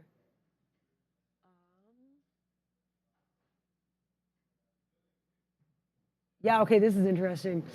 So, I mean, we kind of had a couple gaps up around here, November 13th, when November to Remember was beginning. Kind of an interest. Also, this area is another, we kind of chopped and churned around in late October, right after Tesla initially fell off of that earnings, that 10% drop in a day. It's not a super key level, I don't think. Almost a double bottom, though, because we had another bottom here in November, 207. Not quite a double bottom, almost a double bottom. Either way, I think, could be level here on the day. I would mainly, though, just keep an eye on the book here in the tape. I do like how we're holding this 214.50 or 212.50 on the book. Is this BTS? Could be of interest. Do you know BTS? Do you know I don't what listen they to look K-pop. Like? Yeah, I don't know either. One of them looks vaguely familiar. Guys, the Samsung event has begun. Here we go. Looks like they're announcing a phone here. Wow, 5 cameras? That's a new one. That's a lot of cameras. What'd you say, Ram? They have always had 5 cameras. Shows how much I know about Samsung. Yeah, I think that's. I think that is BTS. That guy looks familiar to me. Yeah, That's BTS. Does, that blonde guy. So anyway, they're showing off the camera. The Samsung event is underway, guys. Again, not one that we typically trade on the show. Samsung trades OTC, right? They have an OTC. Yeah. Well, I assume they do as well. So I don't know who this individual is over here, but he's making the presentation. I can't hear anything that's being said. What is that? But yeah, we'll keep watching right now. We'll keep watching the Samsung event. Important stuff, though. Important stuff for technology nerds like myself. I'm always interested in like what the new technology is, because it puts Apple on the back foot if they can outduel them technology-wise. It puts Apple on watch for sure. Right? Yeah. I just find this ad really disconcerting with the talking paintings. That's all I'm making faces at. The technology is really cool. This is a very interesting ad strategy. I shall put it that way. Although I do love that Fabi and Ramin are able to just put it in the middle so we can just watch it right here on the monitor. They stay undefeated, Ram and the Chilean Nightmare for sure. Always, every day. It's a good looking phone. I mean, I'm not gonna jump ship. You have an Apple or you have an Android? I have an iPhone 8. Whatever. So you have an iPhone? I'm very behind, but I have an Apple. Yeah. Yeah. Now let me ask you something. Are you sticking with the iPhone because of the ecosystem? Do you like the fact that there's iMessage and FaceTime and all that stuff that comes with it? Yeah, so I mean, this is gonna lead to the embarrassing reveal. You know this, I do still have iTunes. I still use iTunes. So I need my Apple for Mac. I literally downloaded the song like last night. I was like, oh, I really like this. Let's walk to this on the way to work. And I downloaded it on iTunes last night. I was like, let's load up my iTunes card. So I mean, I am so reliant on iTunes, as embarrassing as that is, that I kind of don't think I could switch from Apple, I have to say. Plus I like the system, but I have the type of iPhone that's so old I still have a home button, so I should probably get a new iPhone, but I do like the whole Apple situation. Yeah, some people be iTunes, that's crazy, yeah. I mean, I like it. So you moved away from home, you're from Winnipeg? Yep. Is that something that you use to stay in contact with fam? Are you on the FaceTime? Oh, I'm on, my sister and I FaceTime semi-regularly and watch like bad Netflix shows together, right? So there you go, I like that. Watch parties, I like that. Yeah, stuff like that, right? Nice. So it's like, I feel like you do kind of need some of that stuff. I also like iMessage, like communicating with my friend moved away, so we can use iMessage to communicate, send photos, that type of thing. Would that be a detracting thing for you if I was to say, look, Dara, I can give you 50% off this new Samsung phone. Would you be quick to jump ship? Well, my thing or are you loyal to the ecosystem? Well, I think too, I spent so many years without an iPhone because I had a Motorola Grasp and I also had a Sony Xperia, and then I got the iPhone very into high school. So I'm not really sure. I do like the look of the Apple products. I also like that I have all my notes. Like I find the note-taking system there really good for writing if I'm on the go. I think honestly, I'm so like slow to technology, I'd have to learn a whole new system. I think it'd be too much effort. Depending on the discount, I'd have to maybe consider. But I like the iPhone too much, I'd probably say no. I'm going to have to echo that. I know you like for iPhone, me. The Chilean Nightmare just said in my ear, he's like, the Apple ecosystem is to die for. I think putting in quotations there, shout out to him. Guys, we love them as sponsors, but today their stock is hurting. and Roma is absolutely tanking. Guys, this was over $5 today at one point. We are now knocking on the door of that $1.50 area on ROMA. It is down 60 2/3%. We were talking about this one at $2. $2 tried to hold for a little bit, and then it didn't. And then it acted as resistance. When we broke down below 2, we tried to make our way above 2 into above the 50-period moving average, only to tank right back down. And now we are knocking on that $0.50 level again. Yeah, Sad saying, man, what a short Roma could have been. And I can't agree with you. I can't agree with you more, Sad. It definitely was down into the right today. You can stay on the chart. Let me just zoom in and show everybody here. This is what I'm talking about. Once it halted up, it popped right back up above 5, guys. So it was actually positive on the day ever so briefly. There's been 3 halts to this bad boy. 3 have been up, 1 has been down. You wouldn't be able to tell that if you looked at the chart just offhand like that. But it actually has halted to the high side 3 times, only to lose about almost 61% now. So Roma continuing to head down here for anybody interested in the small cap gappers. Let's look at the Mag 7 names as well as the Fuge, because the Fuge is coming back down now, Har. It has really kind of cleared 16.8. 16.8 is a distant memory at this point, because now we're down into the 16.74s. So bit of a, I don't want to say double top there, but it's been lower highs on the Fuge all day. We haven't been able to break any of these crests, even with this latest attempt. Whether or not we get a lower low through the break of 700, we'll have to wait and see. Some of the stronger names have started to give up some of their profits. I'm talking about you, Softy. You tried to go break even. I give you A for effort here, a valiant effort to try to break through that 390, but double top on Softy near that 390, and here we go right back into that 387.5 below VWAP right now on Microsoft. Several 5-minute candles down. Apple off that antitrust lawsuit news kind of tanked, was at 182.15, shot right down to 181 1/3. Now we're moving back up, trying to reclaim 182. I don't know why the market's selling that particular news. It's all we got today was the fact that it's going to be as early as March, not the fact that Department of Justice or the Federal Trade Commission, whoever it's going to be, is going to file an antitrust lawsuit against Apple. We already knew about that. So, yeah, Tesla just made a new low day. I don't know if you covered that, Adara, but we've been talking about Tesla being awfully consolidative, and now that I'm looking at it, it's been making lower highs and lower lows, albeit, not by that much. So this is what I'm talking about over here. The red line, the red squiggly line, not the dot line, is the 50-period moving average. And every single pop into the 50-period has been sold off on the day. We just made a new low of day right now, 212.01. Alfred is probably at work right now, salivating and thinking about how many shares he's going to be entering in here. He's been very excited for Tesla to come back down. He's one of the few bulls that I see get as excited as he does when a stock comes down. Shout out to him. Yeah. That's cool. You think the bulls would want to see stocks go up? No. He's like, no. Because he wants to buy it cheaper. Right? I want to buy more. Yeah. And he goes all nuts and stuff. He's like possessed there. He's so into Tesla. I love that. Right? Yeah, so we'll have to wait and see. 212.01, the low of day on Tesla. Let's go to the 4-hour here and see what the look is on Tesla. When was the last time we were at these levels on TSLA? And we got to go all the way back, Adara, to November.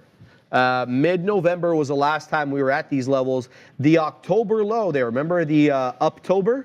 Oh, yeah. Remember this, guys? Oh, my God, this is such a cute And animation. it ended up being nothing of the like. But it It was ended up so being cute. Downtober. Yeah, the Chilean Nightmare had to do all that work. He ended up jinxing it, he says in my ear. Yeah. I mean, November was the month to remember, but it wasn't Uptober. It was Downtober. Anyway, make a long story short, this is where we bottomed out on Tesla. In October, we got that 195 area. 195 held. I would say definitely keep your eye on 200 before you keep your eye on 195. Tesla awfully weak off these local highs here at 265. What a move down. Yeah, I mean, that's a way of putting it. I've been eyeing that that 212.75 area because we had a lot of top and turn there initially. That doesn't mean, it did coincide with where I left the long as well, but that's not even the point. Like I left the long there because it was kind of confluencing there, if that makes sense. But now we can't really hold it. Like I'm just gonna keep an eye, we're gonna see what happens. Also, speaking of levels that I did not take advantage of, I am so sad that I missed the opportunity to get involved in this Microsoft short at 388.25 because I said it's holding 388.25 so well that I think when it breaks, it will either direction it'll be interesting. Alas, it's a short. Now we're dancing with VWAP. I'd like to see what we do at VWAP. If we break below VWAP, I'll probably scalp short this to this 386.23 area because that was the next little lower low from there. If not, I'll probably take it long to that 388.25 because that was such a key level. I watched the tape on that. It was like rock solid. I am, the best way to combat FOMO is to do more trades. And to find a good trade to trade, because the thing is you don't want to be revenge trading either, right? You want to find a good opportunity, and so that's what I'm trying to do with Microsoft. Like just brush the dirt off your shoulders, get back up, and then find another trade, right? Because like you're not gonna like gain anything from just being sad about the trade you didn't take, right? So I think that will be my take here on Microsoft. Oh, Apple. I'm just seeing Apple on my side chart, and I'm like, hello, Apple. Hola. Hola. Like But yeah, subscribe. like and subscribe today. Apple bouncing off She's not VWAP. here. I always say hola to her now in her voice. Yeah. I think she likes that. Yeah, Makes yeah. her giggle. Yeah. All right. No, I think Apple bouncing off VWAP is kind of interesting. Like we said, VWAP not always going to be level, but when it is, keep an eye on it. One bounce. They made another bounce. I pity the fool that doesn't hit the like and subscribe button. You know what I just noticed about that? He actually has the van back there. The Oh yeah, the 18 van. Yeah. Mr. what T. That's a nice touch there by, was that you or is that Chilean Nightmare that did that? It was Chilean. No, the choice of having the van in the back. Yeah, so you've been watching A-Team, eh, Fabian? He knows about A-Team. He's a little younger, so I didn't think he would know about A-Team. A-Team's like an 80s show, is it not? Yeah. Like Yeah. well, they did the remake movie in I believe like 2010. I want to say. Oh, that's why. Okay. But I'm not saying You that. cheated. I have no idea how he knows it. But. He's like, no, I didn't. I know about it. Eh? Rampage. Oh, I forgot about that. Yeah, he played Mr. T, obviously, there. Mr. Beast right now is at the Samsung event, guys. He's doing a little bit of a thing there. Now okay, so if you guys are watching the Samsung event, Mr. Beast was on that. I'm not sure what product he was trying to push there, but we'll keep an eye on that. We'll bring to you any important news that comes from the Samsung event. It's called Samsung Unpacked 2024, in case you want to YouTube that. Nima, I am heavily shorting AMD. All right, Nima, let's have a look at what our friend AMD is doing on the day. AMD was an absolute rocket yesterday. In case you are just joining us on the day, it was as a result of multiple analyst upgrades, and I think it hit 8%, maybe even a little bit more at the highs. 160 was the level that it rejected off yesterday. Looks like our friend Nima now is short off that 159 rejection that we just got a little while ago. We are now below VWAP in the 156.70-ish area. So below a day is 154.40, so around that 50 penny area, 154.50-ish. I personally see us in no man's land at this particular level. I'm not sure where you're short, Nima. It's a great short if you were at, 150, high 158s, 159. Personally, there's no levels here, at least the last few days at this particular area for me to get too excited. I guess maybe if we came into that 156, would be interesting to see if we could hold that level because that was a trough from yesterday, but we were already broken below that today. Anyway, shout out to you on AMD. Not down too much given what it was up yesterday, only 1.25% in the negative today. It was well over 8% at its highs. I think it closed out the day some odd percent on AMD. But somebody mentioned Baidu earlier, and I kind of dismissed it because it was putting in lower highs there with a flat bottom at 101. But now it's broken through that issue that it had earlier with lower highs, coming in here at 1 o'clock, printing several green candles to the high side. So if you bought Baidu off VWAP when it's touched it over here at that $100.83, you're $1 in the money now as it makes its way through 180s, looking to take that high a day, possibly at 102.07. Chinese ADRs were mostly red to start the day. I think a lot of them have gained a little bit since the bell, but weak economic numbers coming out of China, missing GDP by 0.1%. There was also data released with respect to youth unemployment. I got into that a little bit earlier. So the market not liking Chinese ADRs on the day, but Baidu getting a bit of a bounce back. I was talking to Neil this morning before we went live, and he was telling me about the BABA chart, and we were talking about the the rotation that's happened here between BABA and PDD and how they've kind of switched roles, right? So let's have a look at what PDD is doing on the day.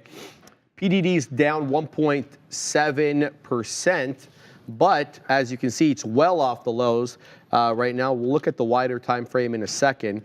But yeah, PDD breaking through that 140 area, actually using 140 as a great level of support, and previously 140 had been resistance. So when we popped up here on this bull flag at the open, we held yesterday's close, or not yesterday's close, we held that 139 area, excuse me, and then ended up breaking through 140, which was an obvious resistance level. And then once we broke through 140, we held it as a level of support. So resistance becomes support here, and here we go, we're curling right back up, possibly taking that 141 area. We already got to 141.50, so that's a high a day, but off that 75 pennies at the moment as we wind down the show, Adara, about 7 minutes left. Yeah, I mean, I wanted to take one last scalp for the road here on Microsoft, but unfortunately, I did not get a fill. The goal was to get in at this 387.30 area, and Microsoft just said, nah, too busy. Flew to the high side. Now we're at 387.70. If there's a little bit of a pullback here around 387.50, I'd like to get involved, but Microsoft looks like it does not care about my feelings, as stocks tend to do. And I think possible area of resistance for this could be that 388.40, 388.25 area. Like I said, watching the book when this was at 388.25 was crazy. Like it was rock solid and then it crashed. So I think 388.25, for whatever reason, seems like a psychological level for Microsoft. I'm going to keep an eye on it. I'm going to stay apprised. And if I can find a tiny point of entry here, I may get involved in the last 5 minutes. NVIDIA, lots of people mentioning NVIDIA over here. NVIDIA breaking kind of above here. We're getting above that 577, which kind of had a hard time breaking earlier. We broke it decidedly with a vengeance, got just above 558, so clearing this other area here, this kind of double top, clearing that, and then going below here. Now we're still getting another nice pop at this 557. We're going to see what we do at 557. If we go above 557, I think decisively clearing that 558.50 area could be of interest. Then, of course, 560 is going to be the next top here, just kind of looking at the chart and seeing what potential areas of resistance may be. NVIDIA seems a little bit confused, though, about what it wants to do when it grows up. So we're going to have to see. Oh, Samsung event looks like it is getting going. Yeah, it is. They're like showing off the new graphics processor on that. What is it called now? The some 24. The Samsung. What do they call that? What's the Samsung's phone called again? Galaxy. Galaxy S24. Yeah. They're showing off the graphics processor there. So just watching the event as it unfolds. Again, really not much of a tradable event, but good for technology, guys. Apple back above 182 here as we kind of retrace a little bit to the high side from that big sell-off that we got on the antitrust news. It now bounces off VWAP, broke VWAP ever so briefly, but Apple's still decidedly down on the day, 0.84% here. I don't really have much to look at, I gotta tell you the truth, except watching Roma continue to tank to the downside. It's trying to hold that $0.50 level. There isn't much size here on the bid to kind of prevent us from tanking below 150. Not that I see anyway. The first area we run into size is at 146. So now I'm looking at the tape here to see whether or not we're getting any prints below 150. And one thing, I just wanted to digress a little bit here because we gave a lesson last week about level 2. And one of the tips that I completely forgot to mention to you guys was the using of multiple level 2s. Now, It's going to be based upon your platform's compatibility. Not all platforms will allow you to use multiple level 2s. The purpose of using multiple level 2s is once the tape really starts moving or the book starts moving aggressively, you can filter out small size so that you can only see the big sized orders coming in. So you can see where, you know, the players, the big players are. You can do that both on the tape, on the level 2, the time and sales, and on the book, on the level 2 itself, the market depth. And remember when I was telling you, okay, like when you're looking at for a breakout trade, like let's just say 200 on Apple. Once the price approaches that 199.80, 199.90, the tape and the book are going to move very fast in a way that's going to be hard to read. One way to slow that down is to actually filter out, you know, for example, I can filter out all the orders that have that are less than 100 lots. I can filter out on the level 2. I can filter out all the orders that come in on the time and sales that are less than 1,000 shares. So that way I can only see the big orders coming in. And I can have multiple ones. I can have my regular level 2 on the side, and then I can have my filtered level 2. So that's something that you guys may want to explore, especially if you want to hone your tape reading skills. And I completely negated to mention that last week. I forgot how, I don't know how that slipped my mind, but that Obi showed you how to do that? Amazing. Okay, I think Obi showed us his filters on his level 2. Okay, good. He got so into it. Good. He killed it. Good. Because learned a I lot about completely it, yeah. forgot to mention the filtering of level 2. And again, like if I want to do that on my platform, my own brokerage, I can only have 3 level 2s up at any one time. So I would literally only be able to have 2 trading screens. One with 2 level 2s and one with 1. P-Pro 8, there's no such limitation, right? You can have multiple level 2s, multiple trading screens. So make sure if you are really looking at honing your level 2 skills to look into that little trick. Yeah, no, and I think that was really cool. And again, like, you know, I think everyone's gonna have different trading strategies, and that kind of ties into what we're talking about today, right? I hope we all learned a little bit about scalpulation and scalping today. I had a lot of fun. I ended up, I'm just looking at the side here, I scalped 5 out of the Mag 7 today. I didn't even realize I did that. So trying to take a couple more trades, trying to learn as we go, and so excited for what the rest of the week has to bring for more trading strategies and styles. Yeah, I mean, the market has been wild. Tesla still trying to do something with its life. I was gonna say something definitive, but I don't even think Tesla knows what it wants to do, so I'm not gonna ascribe a meaning or direction to it. Still hanging out in this 212, 275, 212.30, 212.75 area. We all have to see what happened. Thank you to Bears versus Bulls. Shout out to Bears versus Bulls. Have a great rest of your day, and thank you so much as always for being here. But for now, we are gonna kind of wind it down, slow it down. It is getting into 2 o'clock, but we will see you tomorrow. As always, same bad time, same bad channel. But for now, Brendan's at the big desk. Hey guys, yeah, 2 o'clock on another red afternoon here shaping up. Just keeping an eye on Bitcoin moving back to the downside a little bit right now. But I was